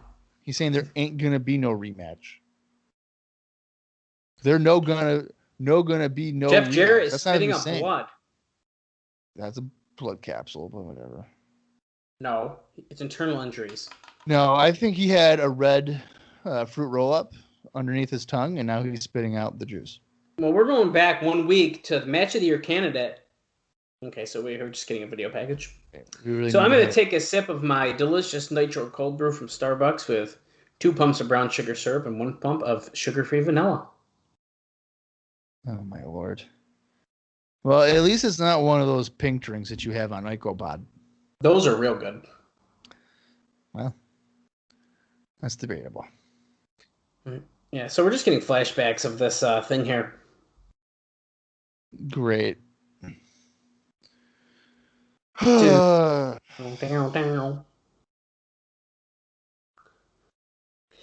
It was a good match, but I don't need to relive it right now. I watched it twice already. I could call every move in the ring. I don't know if I could do that. Okay. Well, me either, But it is a good match. it was a good match, and if you haven't watched it, highly recommend it. I bet you it is. Not a lot of people have probably seen that match, so. Oh, I'm willing to bet a lot of people have not seen that match. Which is a shame because you should. But I'm sure a bunch of people have seen really bad WWE matches recently. So. Oh well, yeah, that's not hard to do. So. Daniel's gushing blood. Dun it. Now, as we know, this was Daniel's last show for at least 2 weeks. He's going back to Japan on a tour. I didn't even think of that.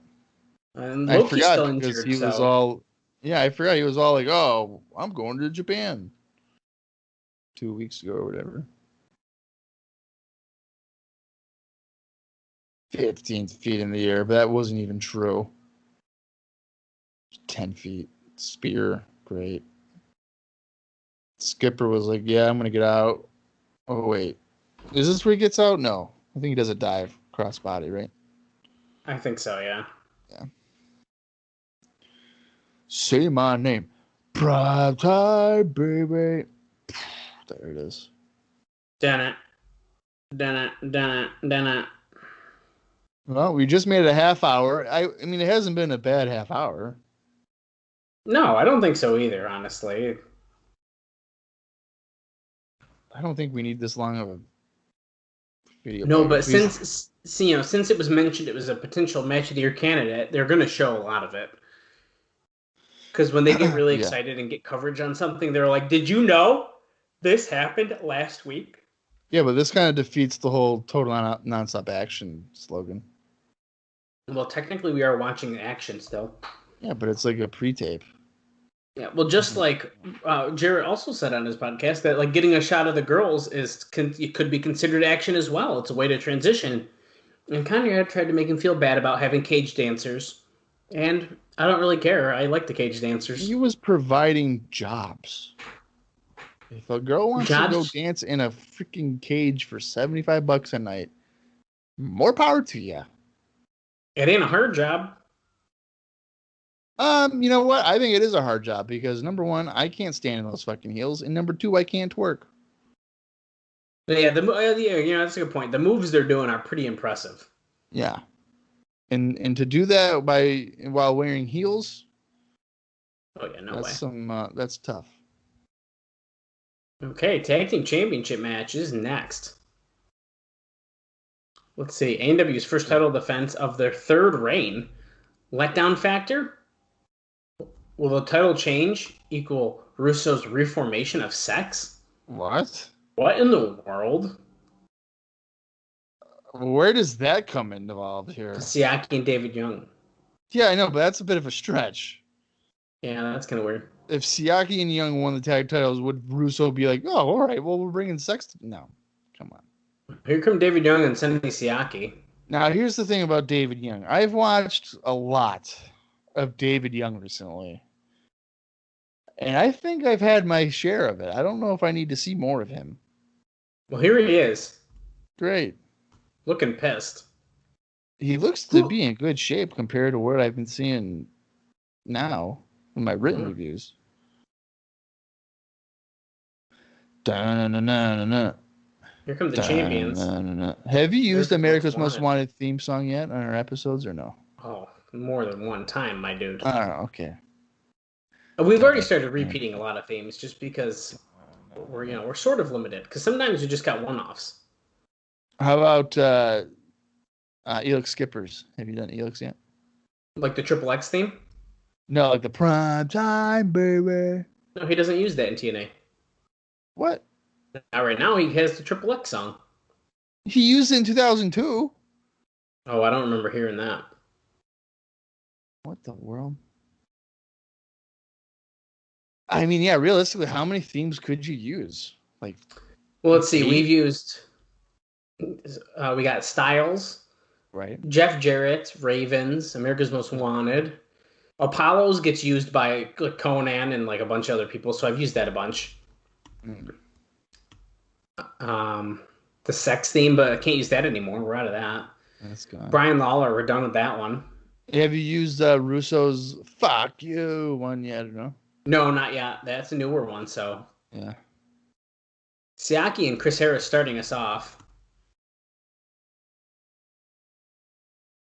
Siaki looking a lot better wearing tights than he was with the pants. 100 times better. And Jarrett said he can't wait to talk about Sonny Siaki, so I wonder what that means. Me either. I'm really excited to hear about that because I think Sonny Siaki is an underrated talent here in TNA that not a lot of people know about. Yeah, for sure. And then it was weird because towards the end of his most recent one, which by the time you're listening to this was about 3 weeks ago. The part 3 of the creation of TNA. Yeah, he was like, "Oh, people are always like, oh, Monty Brown should have been champion," and then Jeff's like, "Well, he would have fallen flat on his face if I put the belt on him." Dude, the end of the episode, as all we're doing right now is chain wrestling. By the way, you guys aren't missing anything. Yes. At the end of the episode, we were like hot shotting a lot of stuff. Yeah. It was like, oh, what do you think about like you? It's like still your creation, and it still exists, but you're not there. And he goes, when I think of TNA, I think of 2002 until Hogan came, and I was like, oh shit. Yeah. So there is so much to talk about, and as a TNA fan for a long time, I'm gonna eat the shit out of every single conversation that Jeff Jarrett has about TNA. I think that. With him saying that, I think it's perfect because the true TNA is from June 2002 to December of 2009. I mean, really, yeah. That's true TNA. And then once Hogan comes in January of 2010, ever since then, I mean, and I don't watch it present day, so I can't comment. But from January 2010 till whenever now, it just feels like another wrestling company. Yeah, I mean, I see what you mean. For sure, it does. Well, especially in 2010. But nowadays, Impact Wrestling does have some really good stuff. They got a lot of really great talent. And I know we haven't seen it yet in our watch-along here as Chris Harris gets cross-bodied by Sonny Siaki. You're going for a cover. No, kick out too. We're finally doing moves instead of headlocks. But anyways, they just announced an Ultimate X match for Slammiversary. And if I'm correct, my dates are correct here. Slammiversary should be just a couple weeks away. And if you join me at Cross the Line TNA on Twitter, chances are I'll be doing a live tweet watch along of that show.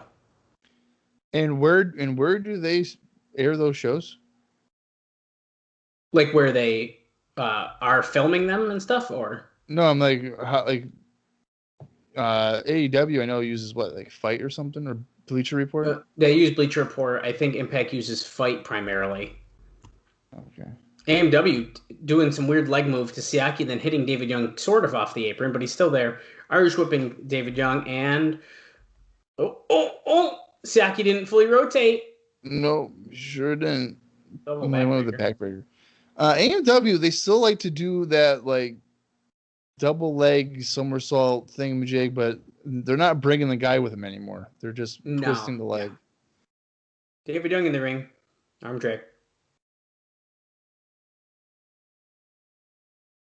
David Young, this guy. Storm whipping him. Nuts. Oh, reverse.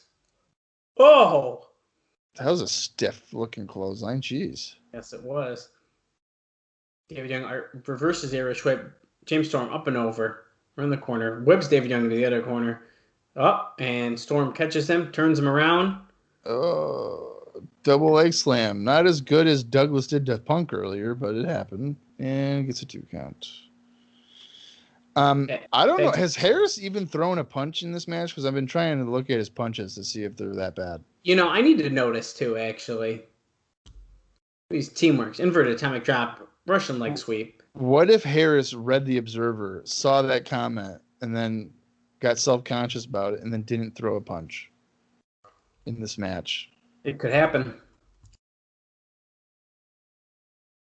Irish whip again to David Young. Double drop kick. Sonny Siaki's like, are you kidding me? But there's a pin attempt, but Siaki, of course, is checking the referee. Now Harris is being like, hey, why are you talking to him? Siaki's sneaking in the ring, moving real slow, though. How did Siaki and Young become #1 contenders for this? Well, you'd think it would be like David Young and Tracy, since they tried to fight him in the finals or some stupid shit. I didn't say I wanted it. I'm just saying. That'd be horrible. Throwing punches down on Storm. Tags David Young, and Rudy Charles is so oblivious in this. He just is all over the place. This is not fair. What kind of fucking slam was that? That's what we call a sloppy slam there by David Young. Yeah, that was bad. Tags and Sonny Siaki, though, coming with the stomps.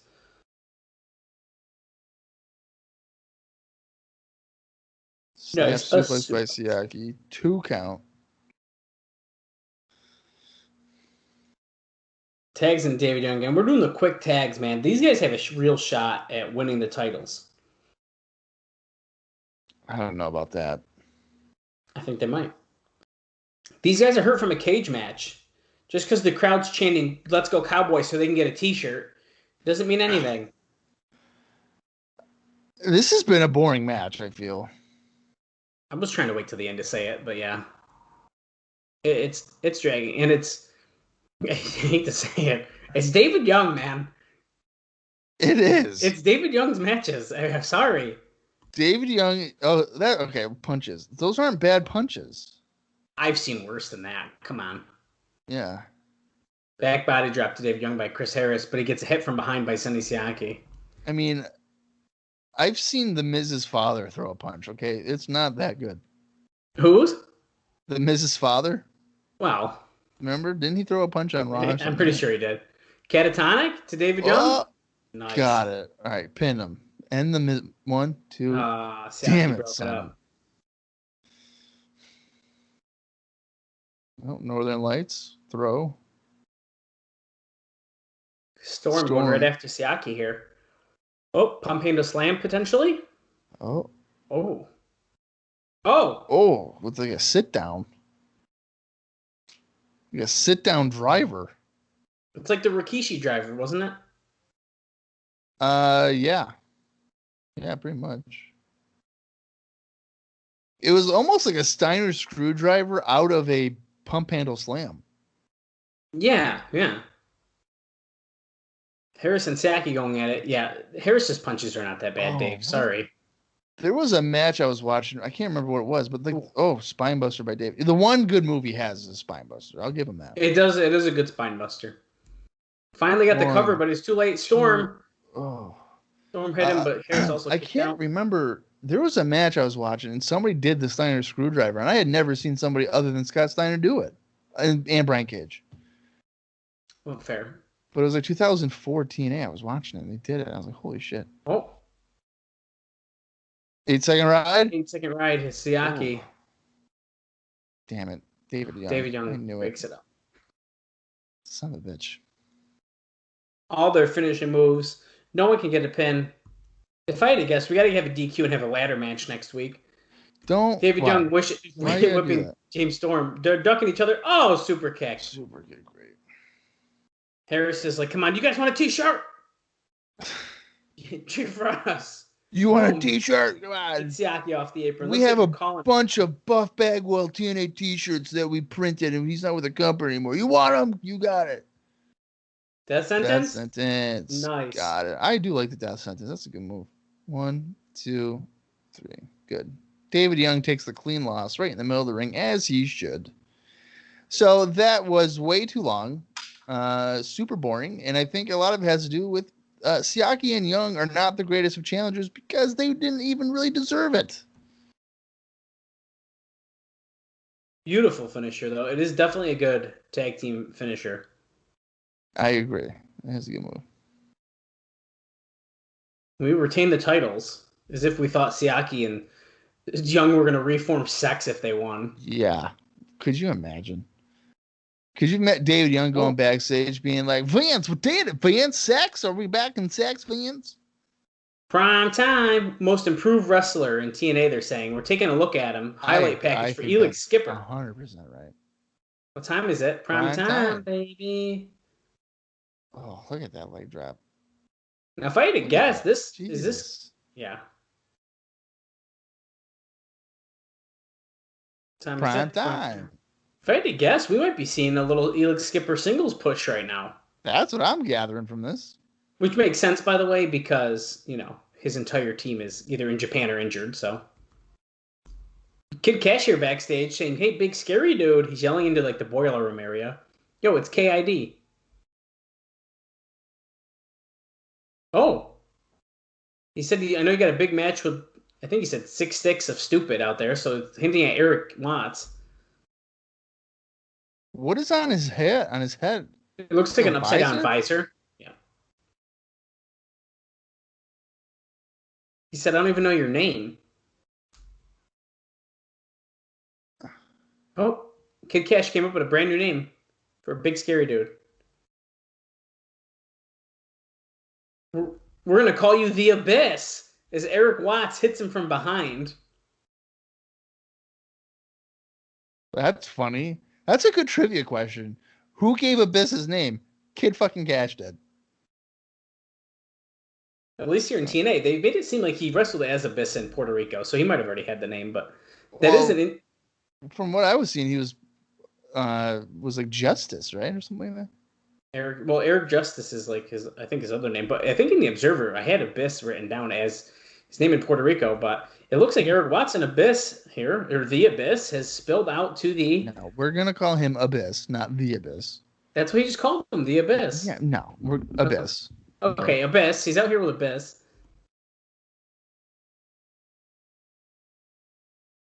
Abyss's first televised pay-per-view match, at least, is against Eric Watts. Interesting.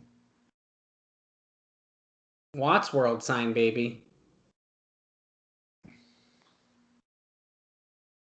Watts up and down onto the guardrail by Abyss. Who's wearing his best Canadian tuxedo here tonight. He sure is.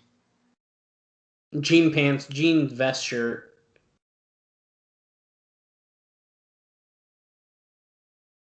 Can't go wrong with that. No, slides Eric Watts in the ring. Oh, no Goldilocks here today. Oh, splash to Eric Watts in the corner by Abyss.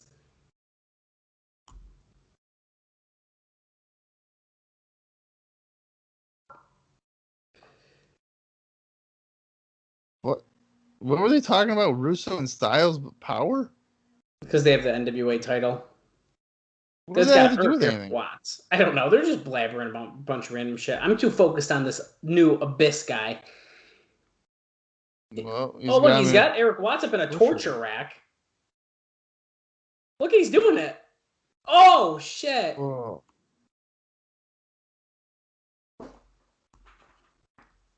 You know what they call that? What is that? They call that the shock treatment. Oh, I knew that. Damn it. And I'm not even exaggerating when I tell you it takes them nearly a year to name it on commentary. Oh. TNA just goes, what a move. Oh man, for the next 10 months. So get ready for it. It's ridiculous.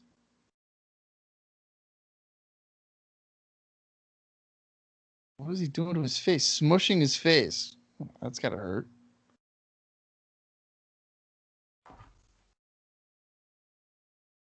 Don West putting over Abyss. He's got talent. Watts trying to fight back here. Watts is getting his ass whipped. As he should. Picking him up. Backbreaker. Sorry, buddy. Don. Oh, I'm sorry, Eric. Shoot. You're not the one doing it, Don. Whip Eric Watts into the corner here. Abyss running at him. Oh, shit. I don't know what he's trying to do there, but Eric Watts stepped out of the way, and Abyss essentially gave the middle rope a Bronco Buster. Yeah, why would he think running to the corner to do a Bronco Buster like that would be... To Eric Watts, like, midsection. Yeah. He was standing up. I don't get it. Oh, okay, Eric fighting back. Chris Harris has better punches than Eric Watts. Yeah, really. Oh, big, huge boot to Abyss by Eric Watts. He's not going to choke slam this guy. Get out of here. Oh, no, he's not. Abyss is breaking out. Oh. Oh, I just got really nervous. If Eric Watts wins this match, that'd be just typical bullshit. Yeah, right. Eric Watts going for that choke slam again. Don't you? Oh, wow. Holy shit, he hit it. 1, 2. Oh. That just made me real nervous, dude. That was dangerous. But he drove him down with authority. Damn it. He's kicking him in the corner. I think Abyss is blowing up right now. I'm just saying. I think they're both blown up, to be honest. Posey, move. Oh, dude, Posey, you can't just stand in the corner. Oh, here comes Kid Cash. Well, of course there's Kid Cash. Of course. He's holding Abyss's foot. Is Watts trying to do a powerbomb in the corner? Like, what are we doing here? I don't know what he was just trying to do. Eric Watts has to be thinking, who's helping him? Eric Watts, gets put up and over onto the apron. Hits Abyss in the back. And he was going to go for some kind of springboard, I guess. And Kid Cash grabs his foot, though. Helping out his buddy, the Abyss. Big scary dude. Big scary. Throws him in the ring. What's he doing? Abyss is climbing up on the rope? Middle rope? He's at the top rope. What the fuck? Yeah, no. Oh, okay. Oh, what was the power bomb? Posey's still like unconscious. Andrew Thomas. Oh, almost won. Kid Cash is on the top rope. oh my god! Well, that's power bombed him. How is that not a disqualification? Cash has gotten involved. Well, throw him out. It doesn't count as a hit. Well, this is just waiting for Watts to turn around and black hole slam. 1, 2, 3. Abyss with the win. All right. Well, I don't think we needed the interference distraction to protect Eric Watts there. So I don't know why we did that. That was weird, yeah. And he's got his music. I was just going to say, does he actually have his song that he'll stick with now? Yeah, that's definitely his theme music. Wow. Well, because remember, a lot of people have used it. I was going to say, we heard it from Monty Brown, I know, used it. Yeah, Monty Brown did. Oh, here we go, dude. Oh, Jesus. Unscripted, unbelievable. Oh, Jesus. Unscripted, unbelievable. Sting, behind the paint. The many years you worked together at WCW. Fucking course. The first sentence. I don't recall this kind of opportunity. I want to cover ground that's never been covered in interviews. Oh, yes, take us back. As a youngster growing up, were you interested in professional wrestling? Are you fucking kidding me? We're gonna. We're starting from when he was a child. Like, I didn't have wrestling on TV to watch. What a hard-hitting questions. Did you like wrestling as a kid? Oh boy, TNA. I hope he can handle it. Hulk Hogan would come in and they'd go, "Who do you know who that is?" And he goes, "No." No idea. Never saw wrestling on TV. I heard the name Ric Flair. I heard the name Hulk Hogan. He has the professional wrestling versus sports entertainment extreme poster behind him. Yeah.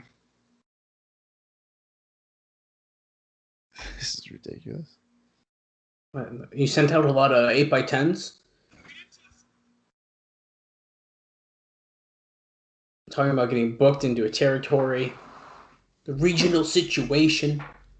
Tell us how that went. He's like, well, you see here, I got my sunglasses on, my fanny pack, and my jorts, and that's all I got here tonight. Well, TNA, I got booked by Jerry Jarrett, and that motherfucker gave me $10 and a tuna fish sandwich, and I hated him ever since. He is talking about going broke. Well, he did wrestle in Memphis very briefly, and it's been known that Memphis did not pay well. Ultimate Warrior. Blade Runners, dude. That's right. It says they didn't just send out to wrestling. They were trying to get a break in anything. Anything on a camera. Jerry Jarrett. They gave him a call. And to this day, as far as we know, he's the only promoter that called them back, he says. I thought he was going to say who didn't pay us or that he still owes us money. She's the only guy to ever pay us. He goes, in food. He goes, I got this picture of the 4 of you guys here, and I want the 2 on the far left. And actually, Sting told this exact story on the A&E biography of the Ultimate Warrior. Oh, he did?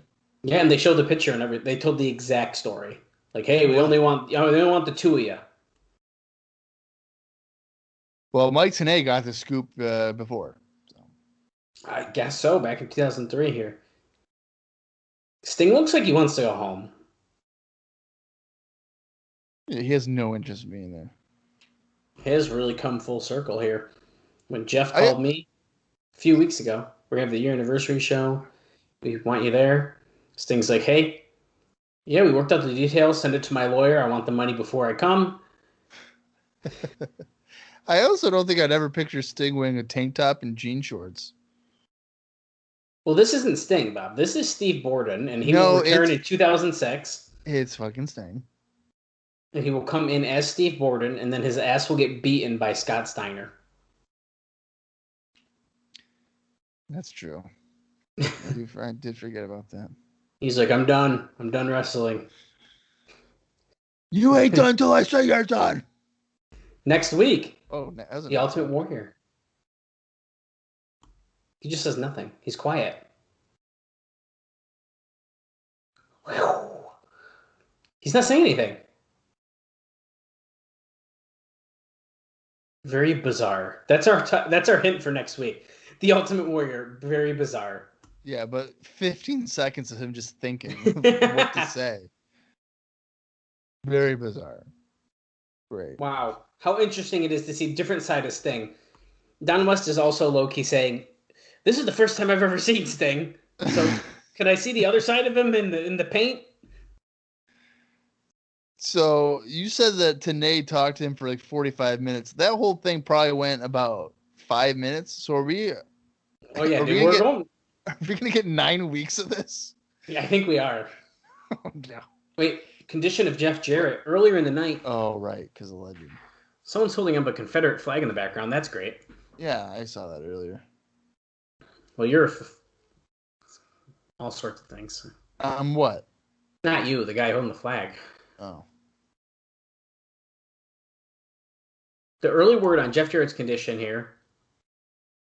Oh, we're going to take another look at it in case we didn't get enough of it earlier.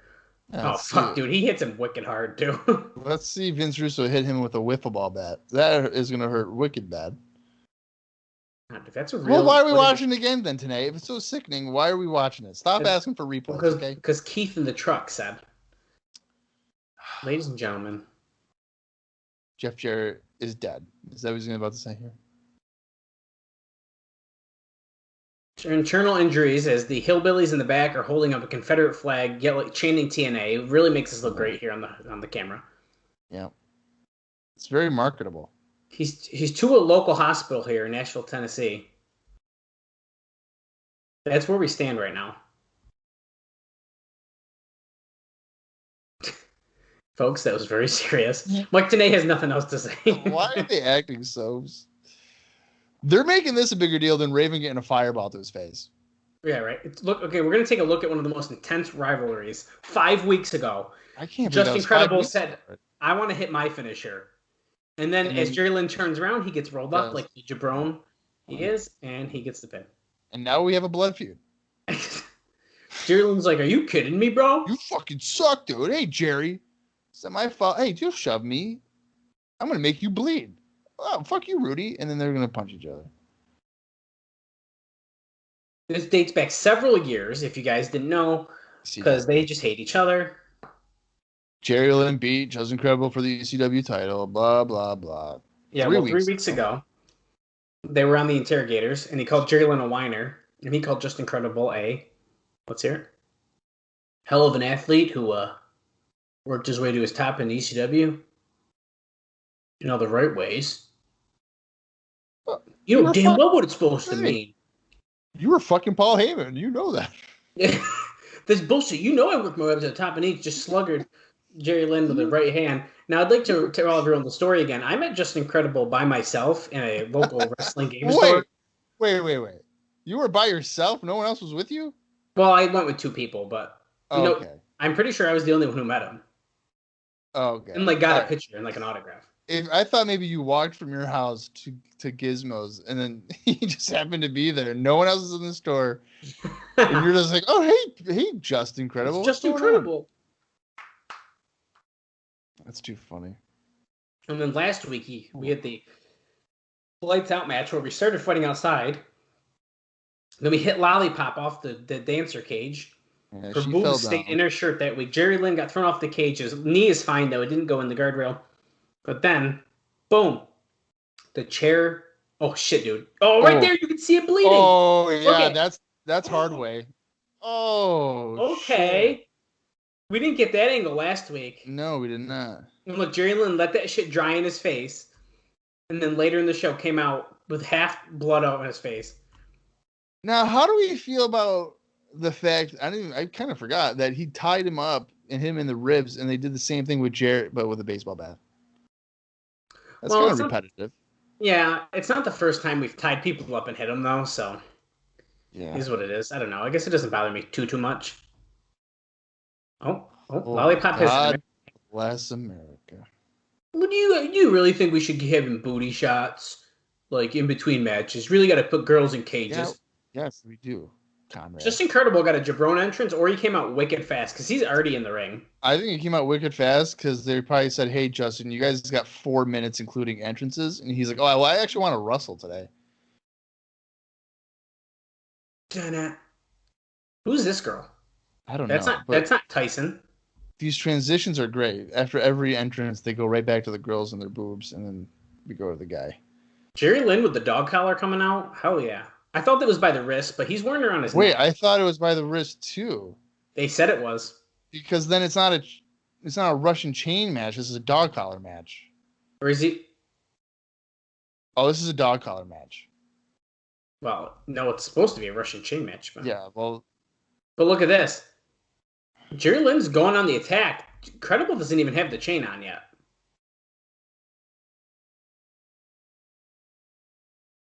Okay, so yeah, this is a dog collar match. Yeah. Even Cage Match has it listed as a chain match. This is not a chain match. No. I mean, there's a chain, but it's a dog collar.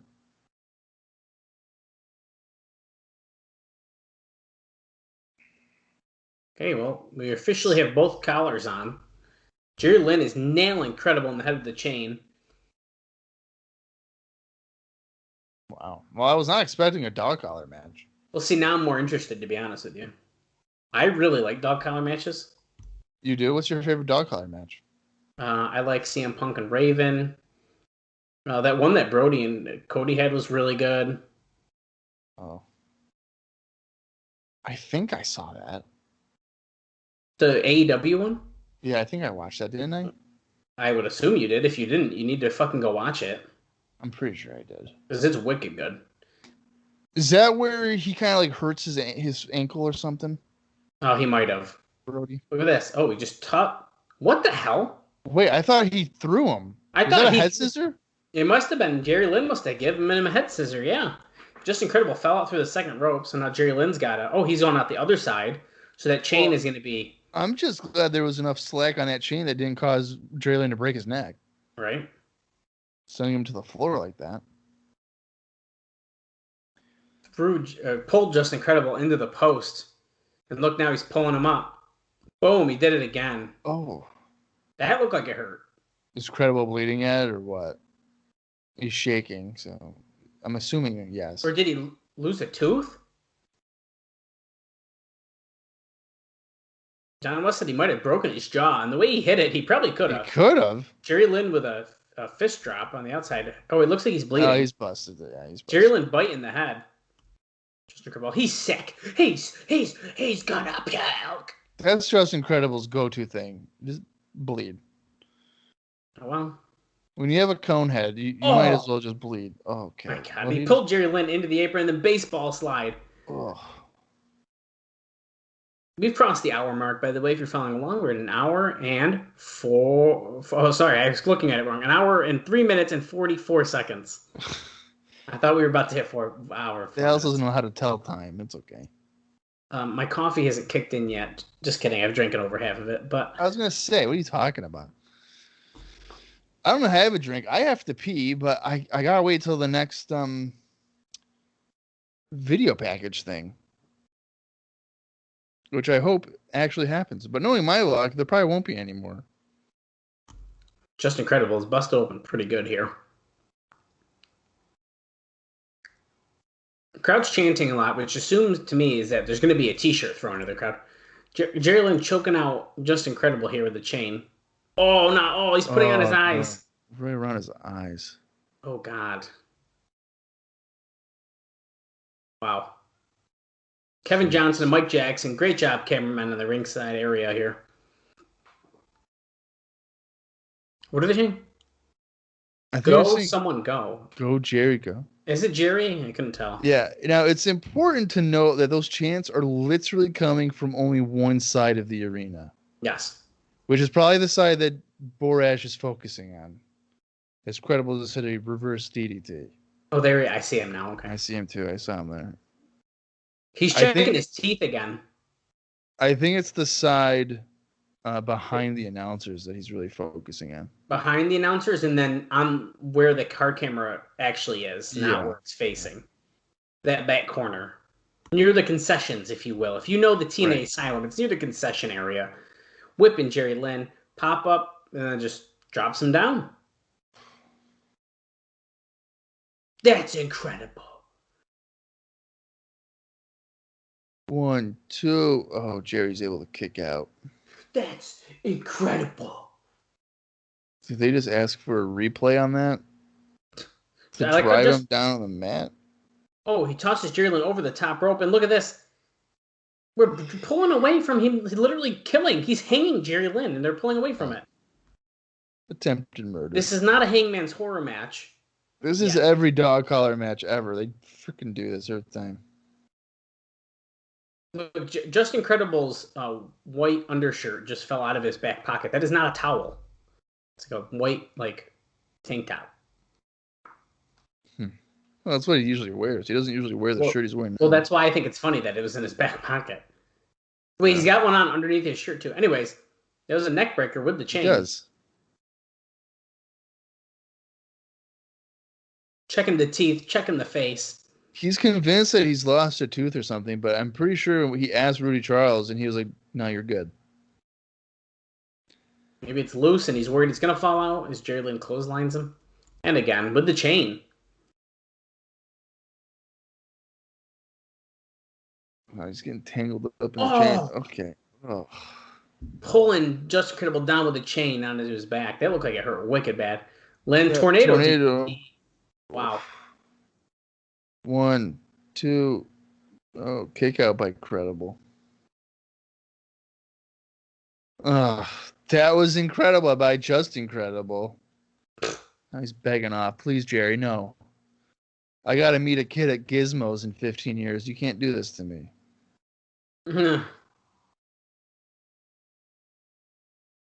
Hammering away with the right hands is Jerry. Kissing his fist. Oh, that's gotta hurt.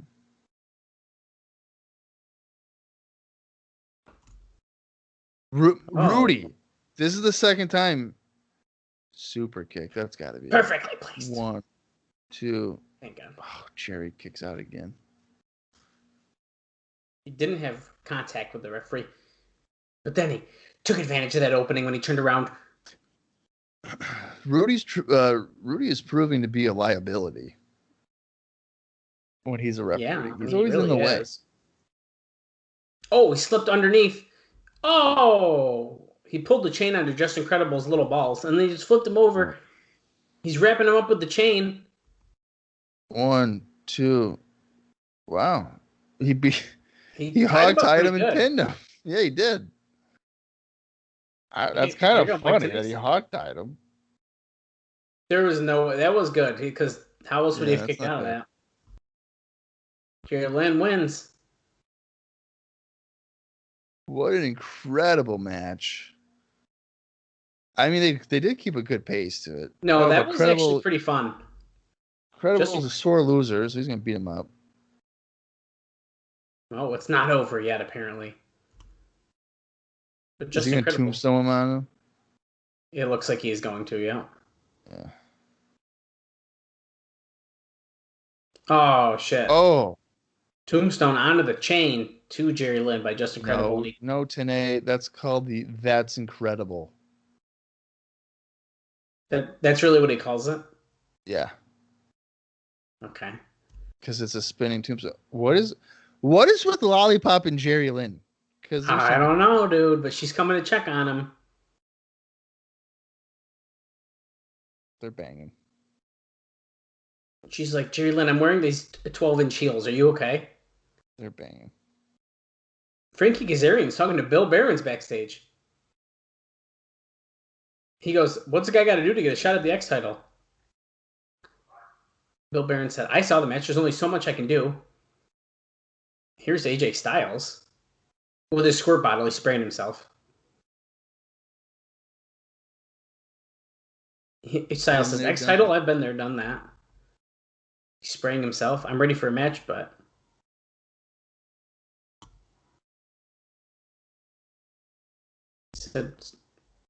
We're having some audio issues. They have too much crowd noise, but... Well, he was saying that, like, Jarrett hurt himself. He just slapped Kazarian. They're going to shine the Styles stone with him tonight. Kazarian's dream. A shot at the title. Kazarian said, I'd love it. So Kazarian's getting an NWA title shot tonight? Bill Barron says, I hope you're ready. What in the world? That's random. I mean, he beat Saban. Now he's the #1 contender for the world title. Okay. I mean, that's pretty impressive. I mean, they really like him. Apparently, because Hard 10 tournament finals still to come. Frankie Kazarian. Whoa. Yeah. Why is Mike Sanders' music playing and they're focusing on the announcers? Because he's not coming out. Where is he?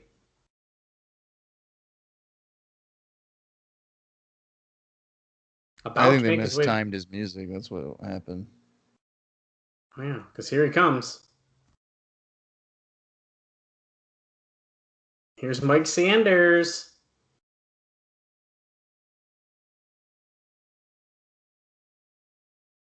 What was that? I don't know. Why is he still dressed like this? He's got a white bandana on. He's wearing like it looks like a Jordan or like a Nike kind of like, oh, it's a Jordan one. There's the logo. Like muscle shirt and then like track pants.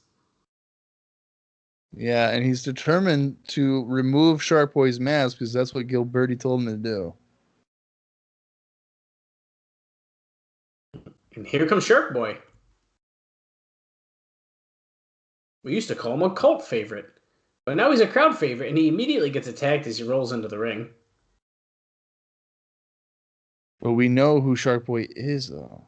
So. No. I don't. Yeah, we do. Man's Dean Baldwin. What? We already saw it. Okay, Clothesline in the corner by Sanders. Right back to the mask. Just pull it off, man. Who cares? We're shooting here. Just overpower him. Hold off and be like, wait a minute. He was on Jive Talking. Oh my God. With Glenn Gilberti back in like July. Could you imagine if they did that? Nope. Shark Boy going around the back, Russian like. Don, do you remember back in July of 2002? That's Dean Baldwin. Jive Talking. Yeah, dude, Jive Talking. Drop kick by Shark Boy to Mike Sanders. Another one. Hits Sanders right into the corner. Goes for him. Gets hit with an elbow, though. Arm drag out of the corner by Shark Boy, who's got him in an armbar. Armbar by Shark Boy. Thrilling television here. All right, so we're 1 hour, 13 minutes, and 38 seconds into the show, and I'm going to be honest with you, Dallas. It has not been bad, but it hasn't been great. It just feels like a filler week of television. Yeah, I agree with that, man. It's not been a bad show, but it's been like a slow show. Like I'm not completely bored, but like I'm like, can we get to the end of it? Shark Boy getting hung up on the top rope there by Mike Sanders. And then nice little heel kick. Yeah, I mean there hasn't been any like D'Lo. There's nothing about with no even D'Lo reference of D'Lo. Aside from the video package, yeah. That's a good point, actually. Yeah, no reference at all. But you know what? He could play a part in that main event. Oh, that's true. Trying to go back to the mask here. Shark Boy's like, oh, shall no. Oh, shall no, he says. He's got the $1 million dream, it looks like, on the mat here to Sanders. He ain't going to get no submission with that. No one's tapped out to that in 12 years. Oh, Ripcord ducks the clothesline, though. Oh. Shark Boy gets a couple elbows to the head. Kicks Sanders in the gut. I thought he was going to go for a spin. Like a jawbreaker, neckbreaker combo. He's calling for it again. He wants the mask off. Sanders is like, I want the mask so I can cover up my face. Yeah.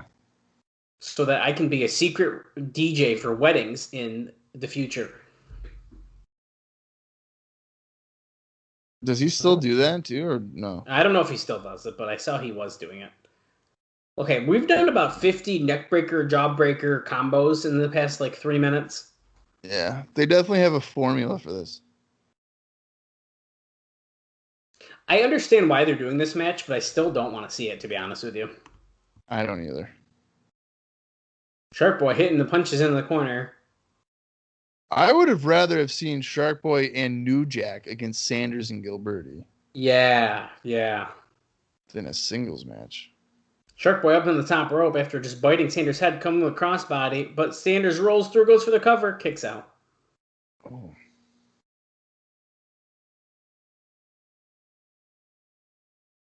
Sanders runs into a boot. Uh-oh. Does he drop? No. Oh, Sanders tosses him away. 1, 2. Whoa. Shark Boy just pinned Sanders with the inside cradle as Sanders tried to rip off the mask again. Oh, come Wow. on. What is that? Oh, the Harris brothers. Oh, no. Oh, Shark Boy reverses Oh, he it. Ducks the countered it. clothesline. What the Slides under. hell? Get out of there.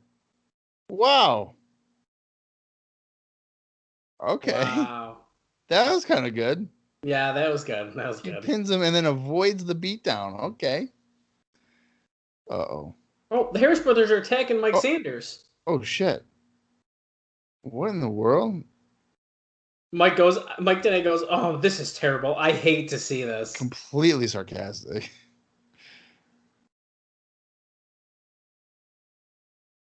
What? BG James, The Truth, and Conan, Asylum of Style. It's like a mystery. God. Was it mystery?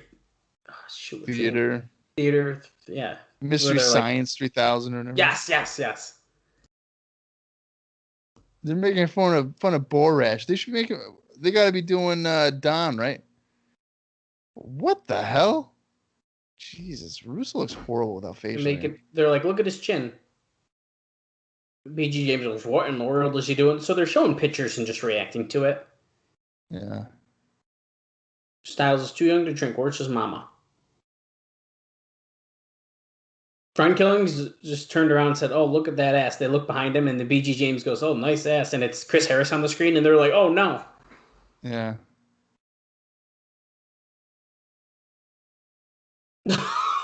I like pie. As they showed Goldilocks. Those go Birdie. Sandman. He just exhumes the summer attitude to me, BG James says about Sandman. Look, it's BG James.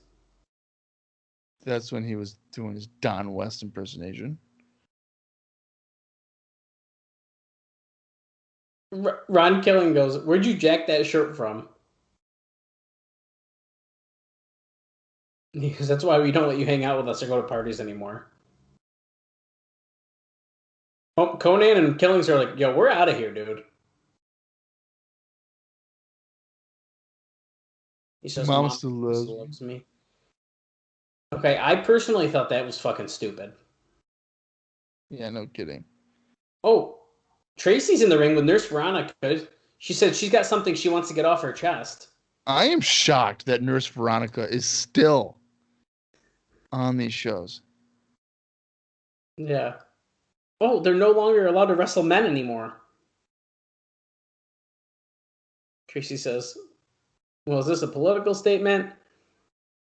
Or is it due to a lack of testosterone in the TNA locker room? Oh my God. She says, personally, Nurse Veronica and myself think it's lack of testosterone. She's barely holding the microphone to her mouth, by the way. Yeah, she doesn't know how to cut a promo properly holding the microphone. It's okay. She's new. She's like, we're here in the ring. What are you going to do about it?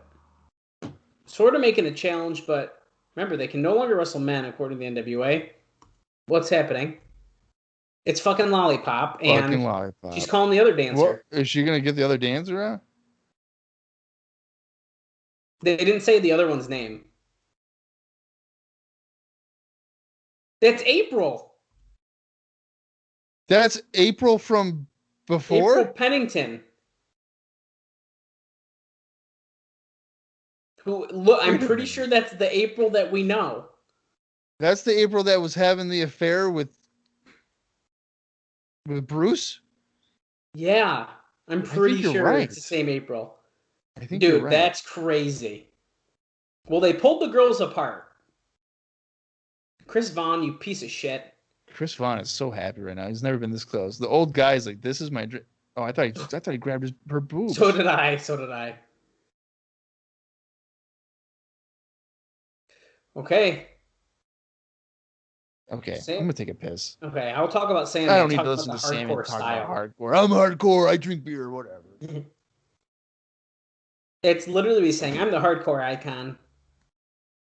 There's not a damn man on this planet who can beat me at it.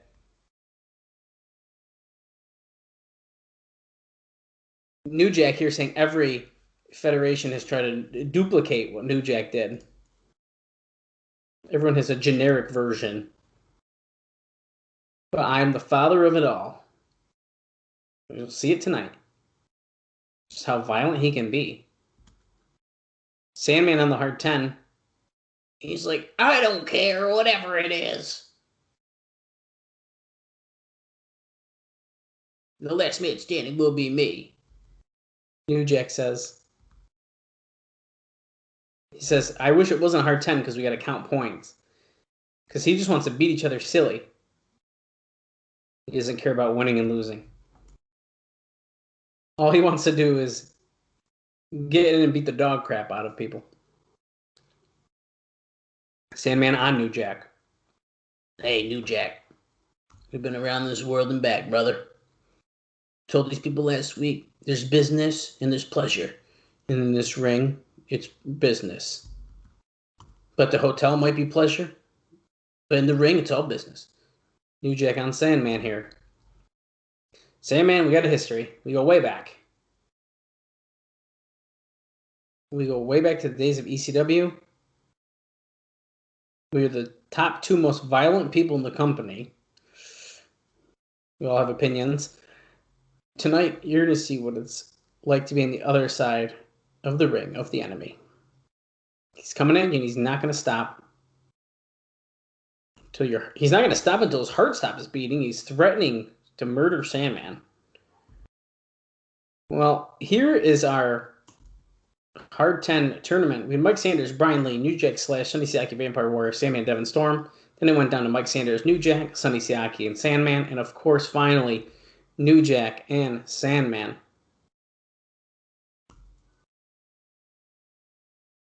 You're back to the dancers. How dare we cut to the dancers?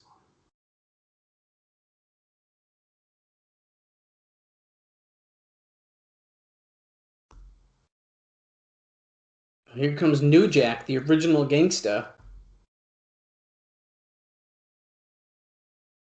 He's got a staple gun in hand.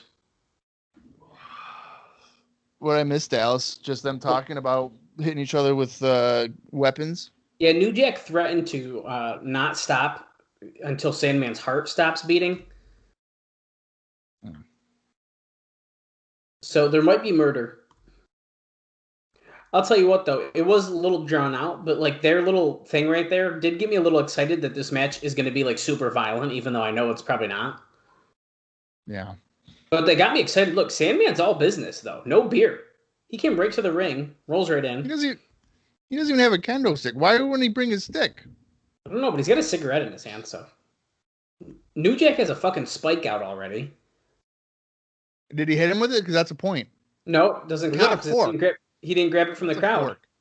Is that a fork?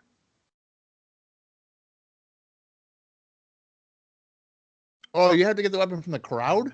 I'm pretty sure. That's what it used to be. Got the stapler. So all that means nothing. Yeah, so far that means nothing. See? TNA said that these are not strategically placed weapons. Right. So they're not getting points. And New Jack did say in that little promo, when Bob missed it, so I'll repeat it, that he wishes this wasn't a hard 10 because then they have to count points. Sandman just got his first point. He just bent a trash can lid in half and now is scraping it against New Jack's face. Dallas, when you're almost 40, you're going to be peeing a lot too, so don't worry about it. I do pee a lot. I don't know how I make it through these shows without having to go, to be honest with you. Yeah. I've been drinking a lot more water, so I pee a lot more regularly. Oh, before we record, I don't drink at least an hour beforehand. Oh, wow. Besides that, I chug water all day long. We're just walking around the ring. Here comes Sandman running with the trash can lid, but gets stopped by a chair in New Jack's hand. Sandman's already bleeding, by the way, from that fork. I think New Jack is too, isn't he? Oh, I didn't notice. Oh, yeah, he is. Yeah. Oh, yeah.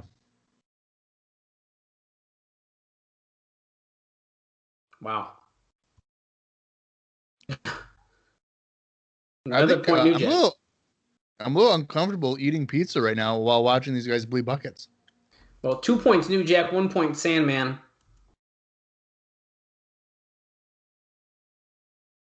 Wow. And both are split wide open. Sandman just got a kendo stick, or a single board cane, or a cane, or whatever you want to call it. 2-2 now. Oh! Oh.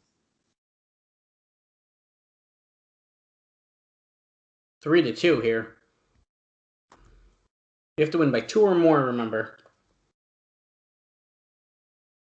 1 point for every weapon, 5 points to go through a table. Another point for New Jack there with the trash can lid. 3-3. We are tied up. Did Sandman cut himself again to make sure that it was like real red or what? Oh, I don't know. It does look like it, though, doesn't it? Yeah. Oh, another chair shot. This guy in the crowd has like a box. What the hell? What's in the box? Hopefully a picture of Scott Hall. Oh.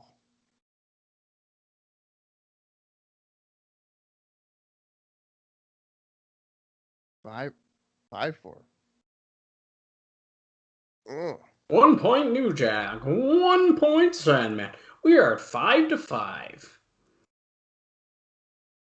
Oh, there we go. We're going into the crowd here. Sandman tosses New Jack over the guardrail.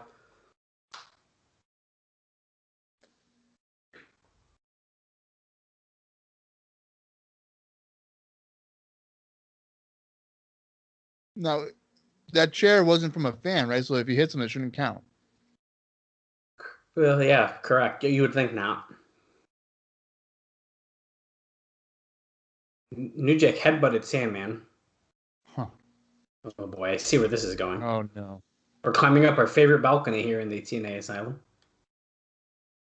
So we're tied 5-5, so whoever goes through the table is going to lose, right? Yeah, if that's how it goes. Yeah, because that chair doesn't count. Oh, nope, they just gave Sandman a point for that, so I guess that chair does count. What? 6-5 Sandman. They make up the rules as they go in this bullshit. I don't think this makes any sense. It's the Dub Cup, bro. I don't know. Oh, I see. Yeah, come on. Where's this going? This is nuts. Sandman. Oh, New Jack blocks it, though. We're all the way up, by the way, up in the top area of the asylum here. The upper level, which is completely empty if there's 700 fans. 7-6. New Jack hit Sandman in the head. Yeah, Sandman still has 7, though. So he's up 1. New Jack's bleeding a lot. Yep. 7-7 here. I mean, it's dripping on his chest. It's bright red. Yeah. He's he went standing extra on deep. something here. Oh! Oh! Oh my God. New Jack just went for the he tried to hit Sandman with a chair, like off like a seat, and Sandman back body dropped New Jack off the balcony and he fell through a table.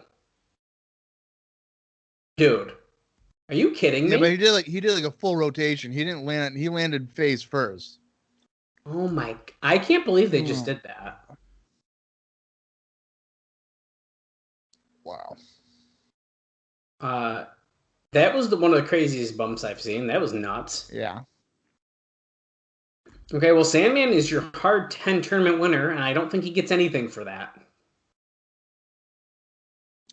Probably not, but that was probably a good. What's this?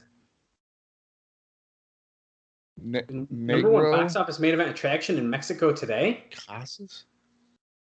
Shocker. Coming next week. What the fuck is that about?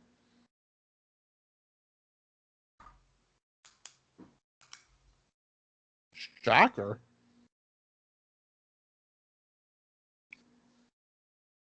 Uh-oh. Number 1 contenders match for the X Division title next week. Negro Casas. He's a legend from Mexico. And Shocker.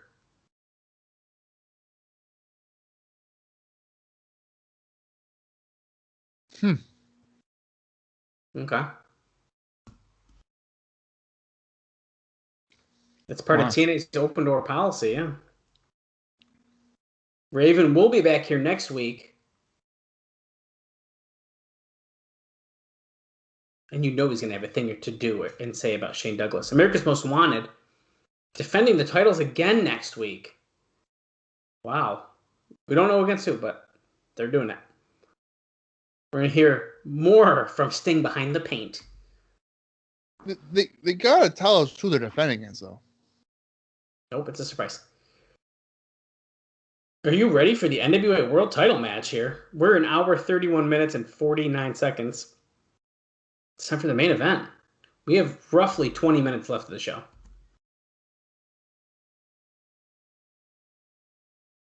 Well, Kazarian's been 5 years pro, Styles 4. Kazarian the future, Styles the present. Both epitomize total nonstop action. Flux capacitor versus the Styles clash. This is nuts to me. I can't believe Kazarian's getting a title shot right now. That flux capacitor is a good move, too. Yeah, it is. Speaking of, future is now. Frankie Kazarian. Yeah, look at this. And what's funny is, like, he's gotten better with age. Yeah. Like with AEW, what was the... I remember I texted you while he was... Was it Adam Page? Or was it the Christian match? It might have been Page. I can't remember which one. I think the first time was Page, but I was like, dude, this guy needs to be doing something more. Oh. I did text you during the Christian one, but I was like, I saw this match in 2007. Yeah, remember in case the TNA posted it. Yeah. They always do. Frankie Kazarian here.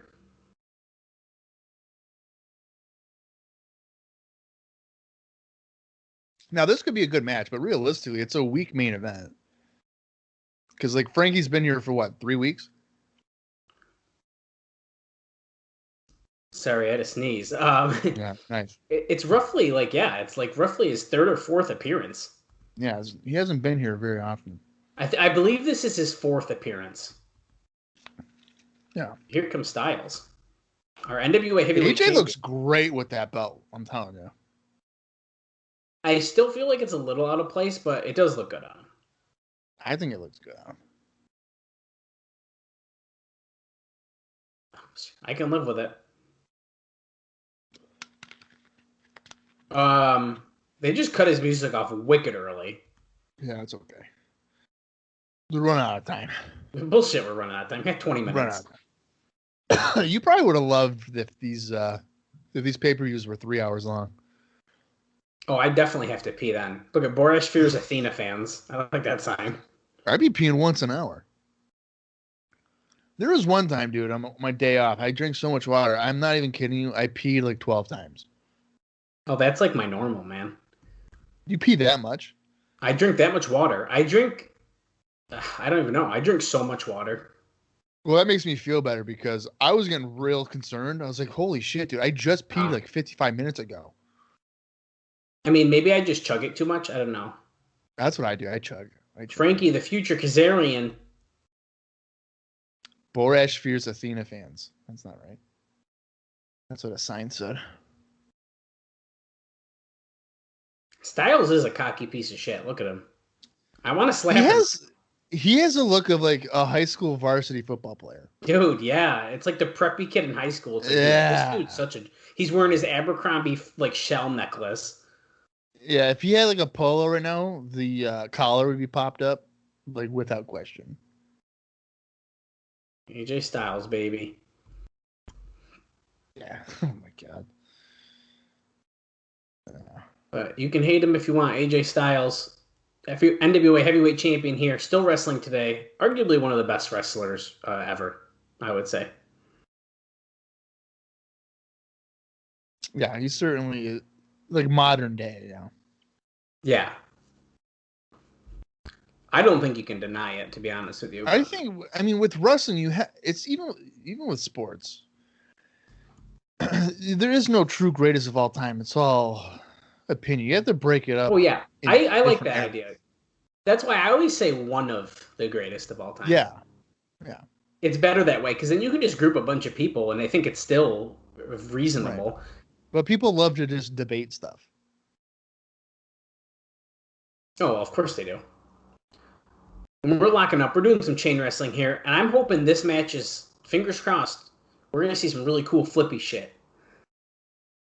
So that begs the question, right? So if the X division was to be different and flippy stuff, and then you're kind of inserting that into your world title scene, doesn't that kind of water it down? In that regard, I mean, yeah, it kind of does. I think this goes against the main event title picture has stories. What's the story? Kazarian wanted an X Division shot, so Styles is like, okay, you can just fight for my belt. Right. To me, this is saying that Sabin was probably supposed to be here and like maybe had a different booking or maybe couldn't make it to the show for some reason. But it just seems weird to me that Sabin's not even on the show. Yeah. Dropkick by Kazarian. Styles bouncing to the rope. But I will say, I mean, I would probably rather see this than, a Gilberti Jarrett match or something, Me too. Kazarian springboard leg drop. Oh, he barely hit that. He didn't hit all of it. Just got enough for a 2 count. Kazarian, he's a superstar in the meeting. Oh, well, Kazarian to the apron. Did Kazarian ever really make the main event scene in TNA? Nope. No. Not that I remember. That was a nice slingshot DDT into the ring there for a 2 count by Kazarian. And this may sound shitty, but like, I feel like Kazarian to me wasn't really on my radar until he was teaming with Daniels. Oh, yeah. Okay. And I think it's shitty because he is a good wrestler. Well, he was kind of put in really like forgettable stuff, and I think that's what it is. There, yeah, like we'll see. He gets lost in the shuffle for like 2 years. Oh, look at this! Oh, there's an interesting like head scissor to pull Styles back into the ring. Yeah, Styles is calling for a timeout in the corner. The referee's like, "Wait, yeah, got to give him a second, man." Oh, he pushed the referee into Kazarian, and then he hit him in the back of the leg. I feel like all of that was technically legal. He didn't need to get the referee involved, did he? I don't think so either. I think it was just a distraction tactic. Yeah. The playing possum, I need a break. Pushing the ref is the distraction, then doing a cheap shot from behind because he was distracted. Swinging neck breaker by Styles.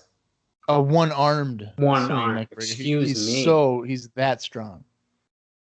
Styles picking him up, suplex. Kazarian pops over. Oh, no, he just set him down and then gave him a neck breaker. Okay, I thought Kazarian was reversing that. That's his trademark neck breaker out of a vertical suplex position. Okay.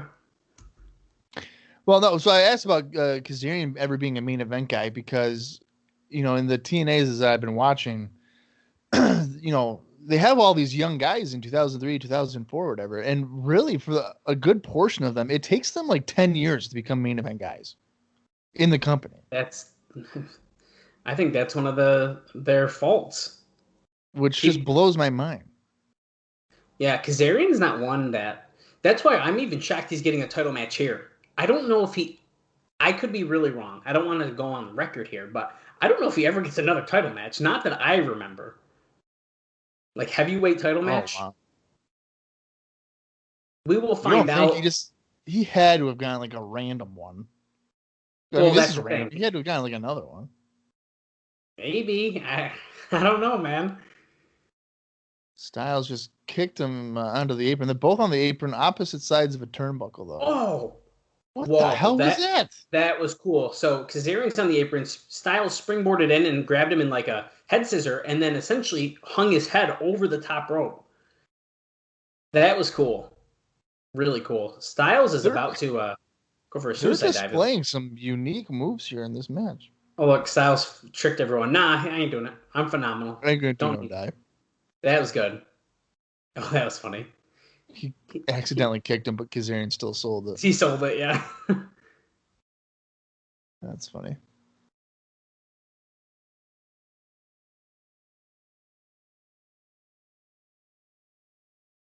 You don't have to like that. Saying you have to appreciate what AJ does, but you don't have to necessarily like his attitude. That's fair. Brain buster. Oh, God. Oh, that was good. Oh, Kazarian kicks out though, but he tried to wrap around Styles' waist. It looked like, but yeah. I am surprised Russo's not ringside for this, aren't you? Well, he did just get attacked by Jeff Jarrett about an hour ago. Yeah, but then they hit Jarrett in the ribs with the stuff. So technically, he was still like standing. Well, but maybe he just is suffering from like PTSD or something. He's he like can't flustered. watch other people. Yeah, he can't watch other people fight because it'll bring back memories of him getting tackled out of a lawn chair. Yeah, that's a good point. We have to get at some point a Jarrett Russo singles match, right? If that's not the ultimate payoff, what is? I mean, it's something like that's got to happen. Nice drop kick by Styles. Well, We're at an hour 42 minutes back. and 2 seconds. Found along. Yeah, that was he was like flipped over weird. 1, 2. Kazarian kicks out at 2. I'm tempted to look it up. Are you looking it up if Kazarian ever gets another title match? I was gonna try to do a quick search, but Styles calling for the Styles Clash, but Kazarian reversed it.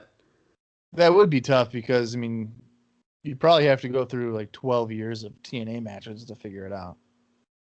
Potentially. Yeah, I mean, it's certainly not going to be an easy task, I don't think, but... What is his heel kick here by AJ? Kazarian right now in AEW is doing like, he's like an elite... He's the elite hunter, because of course... Yeah, what does that mean? I think he's just trying to beat the shit out of the elite because they broke up the SCU. Okay, Did they ever address Scorpio Sky ditching SCU or what? No. I didn't think so. Well, see, this is why... so this is the thing. Kazarian, no title matches in 2004, heavyweight title. I'm specifically looking to see the war, NWA heavyweight title. 2005, he has a handful of matches, okay? So there you go. That's one reason why he got lost to me, because he didn't have a ton of matches. Well, in 2005, he was also in WWE. Oh, that's when he was around. Okay, that makes sense. Yeah. No heavyweight title matches in 2006. He was in a #1 contender gauntlet in 2007.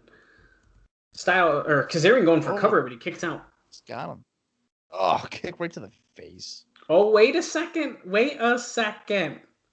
He does get a heavyweight title match against Kurt Angle in 2007. When? That happened on November 12th, 2007 on an Impact show. Oh, shit.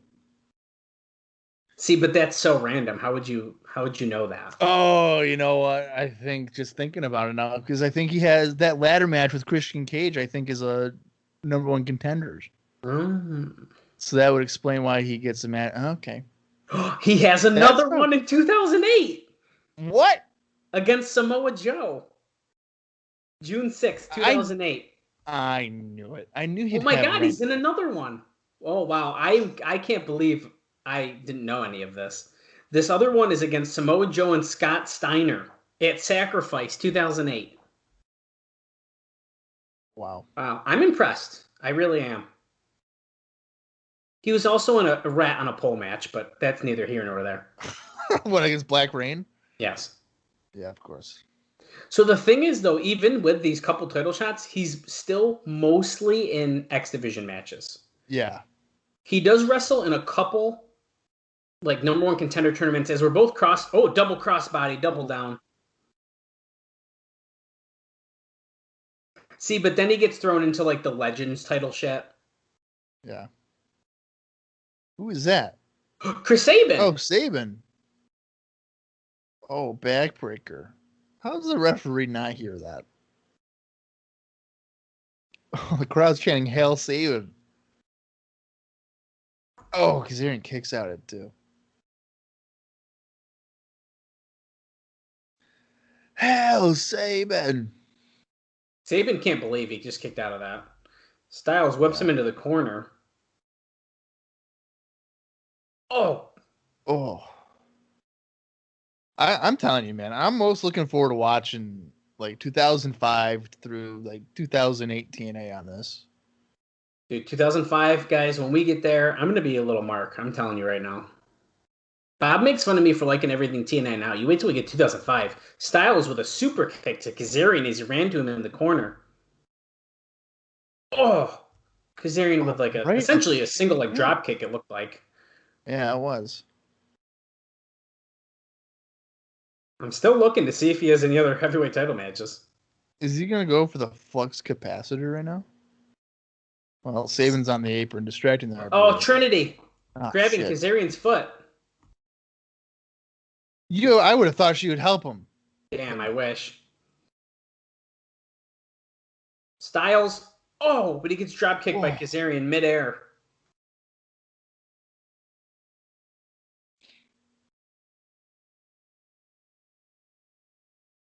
Wow.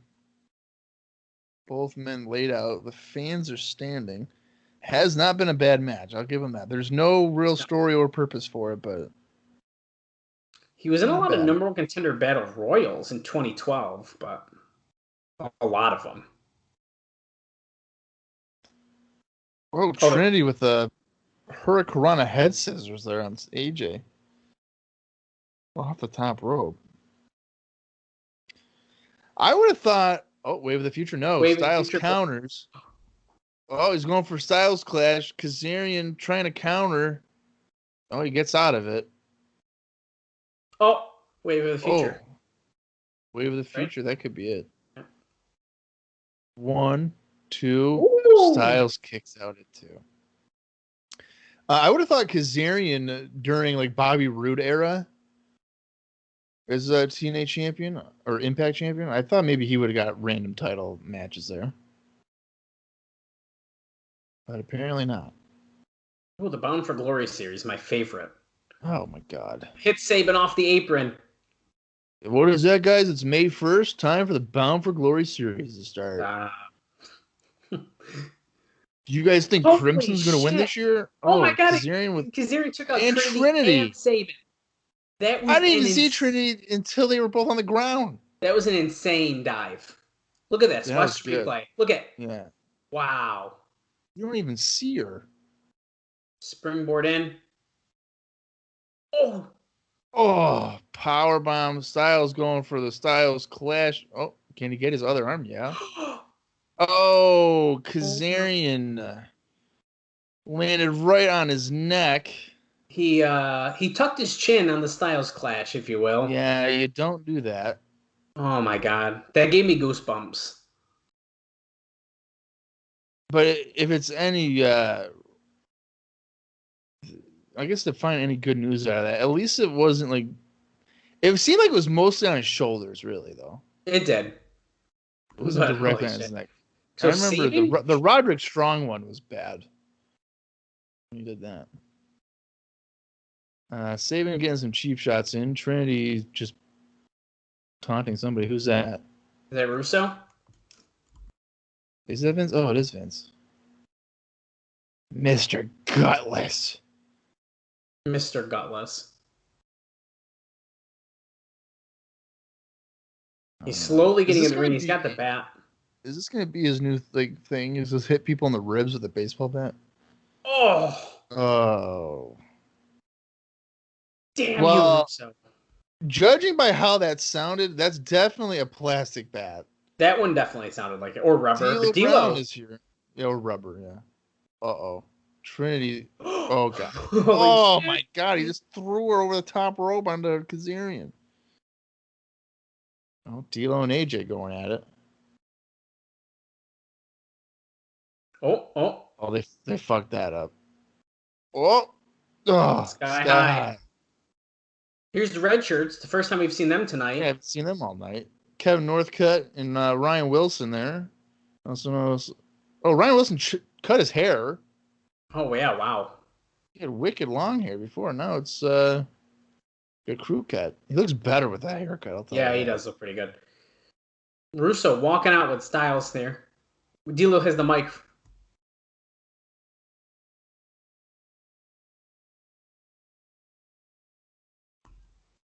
That's what the notorious DLB is all about. What? DLB? D'Lo Brown. DLB? Who's ever said that? Oh, 7 days and your run as champ is over. 1-on-1 for the World Heavyweight title. What do you say, Russo? Let's see. Yo, bro. Let me tell you something, you punk. You want a match with the champ? You got it next week. Oh, but it ain't going to be one-on-one.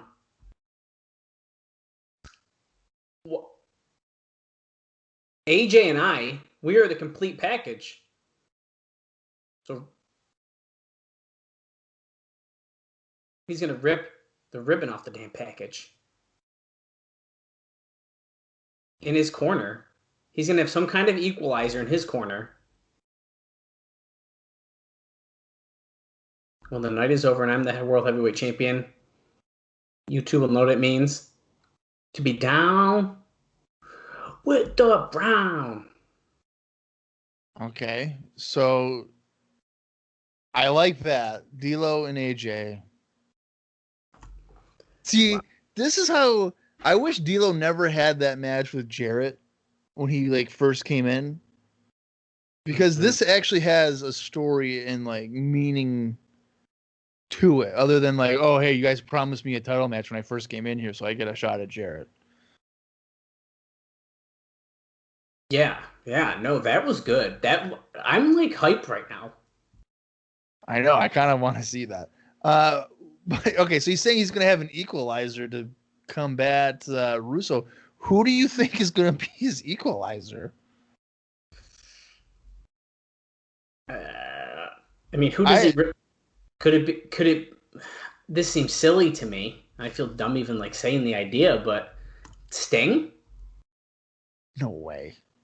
I don't think so. I don't think they'd have just Sting come out and stand in a corner, but I mean, they just had the match. Sting has got the bat too. No, I think it's gonna be. I honestly think it's gonna be like Larry Sabisco. I mean, I wouldn't be surprised. We'll put it that way. Yeah, that's what I think. Yeah, I mean, that wouldn't surprise me, to be honest with you. And it sort of makes sense, really, if you think about it, because he was Styles' old manager. You could still play into that even, you know? So that all makes sense to me. I mean, he was a manager briefly, but yeah, it did happen. Well, I could see that happening. I don't know. Now you got me wondering, but regardless of whatever it is, we got a huge main event next week. Yeah. So that alone has got me pretty excited. And I mean, at first it was like, oh, it's like shaping up to be like a decent show and all, but now we got D'Lo and Styles for the title. Okay. But I guess right. With Russo and then an equalizer. Yeah. For D'Lo.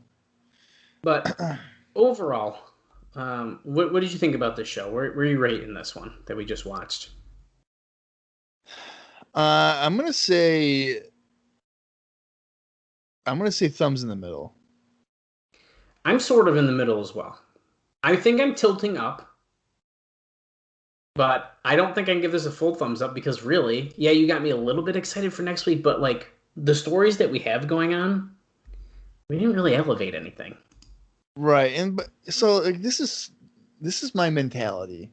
If this was a free TV show, this would have been really good as a free TV show. It's a good show, but in the context of like, hey, I spent $10 on this, it's like in the middle. Like, what? It just felt like a filler week of stuff. I agree with that, man. So that's what I'm kind of going with. Yeah, I'm gonna say this is in the middle for me as well. Like I said, I'm definitely tilting up because like I didn't necessarily hate anything. Was I a little bored sometimes? Yeah, a little bit. Yeah, but it definitely didn't drag. Like we've had filler shows where it's like, holy shit, this feels like 5 hours and we're 25 minutes in. Oh, we've definitely seen worse, and I think that's where this one was like, okay, because there was a couple parts in the beginning where it dragged at least a little bit for me, but not bad enough to that I needed to complain about it. Right. So I take it as a win. I mean, overall, not a bad show. Next week, though, sounding real good. America's Most Wanted defending their titles again. D'Lo getting a shot at the NWA World Title. What was the other thing that they announced? The an X Division #1 contender thing, which will feature the debut of Shocker and Negro Carasis or something like that. Yeah. And I think that's all got. they mentioned. Yeah. Well, honestly though, stuff like that interests me anyways too. Like, oh, this Mexican star that I haven't heard of, he's going to be an X Division guy. That I'm interested in that. Would you be interested, like, if you had to spend $10 on it? I think if that was the only thing, maybe not. But Styles and D'Lo, I just said in the beginning of the show today, I was looking forward to the next time they're going to fight because of the last time they fought. So to me, like that match, and watching this, like I'm excited to see that. So I'm kind of nervous for next week in that sense because that is a good main event because of the story and everything. Are they going to sacrifice their undercard for it though? There's a good chance. There's a really good chance, yeah. Yeah, I think there's a good chance, but there's only one way to find out, Bob. I guess we have to watch next week. Yeah. The show goes on, guys. Yeah, we're not slowing down, that's for sure. No, because we need to get to 2005. No, yeah, we got to bust these out. But we'll be there in 2 years or whatever, so. We'll get there.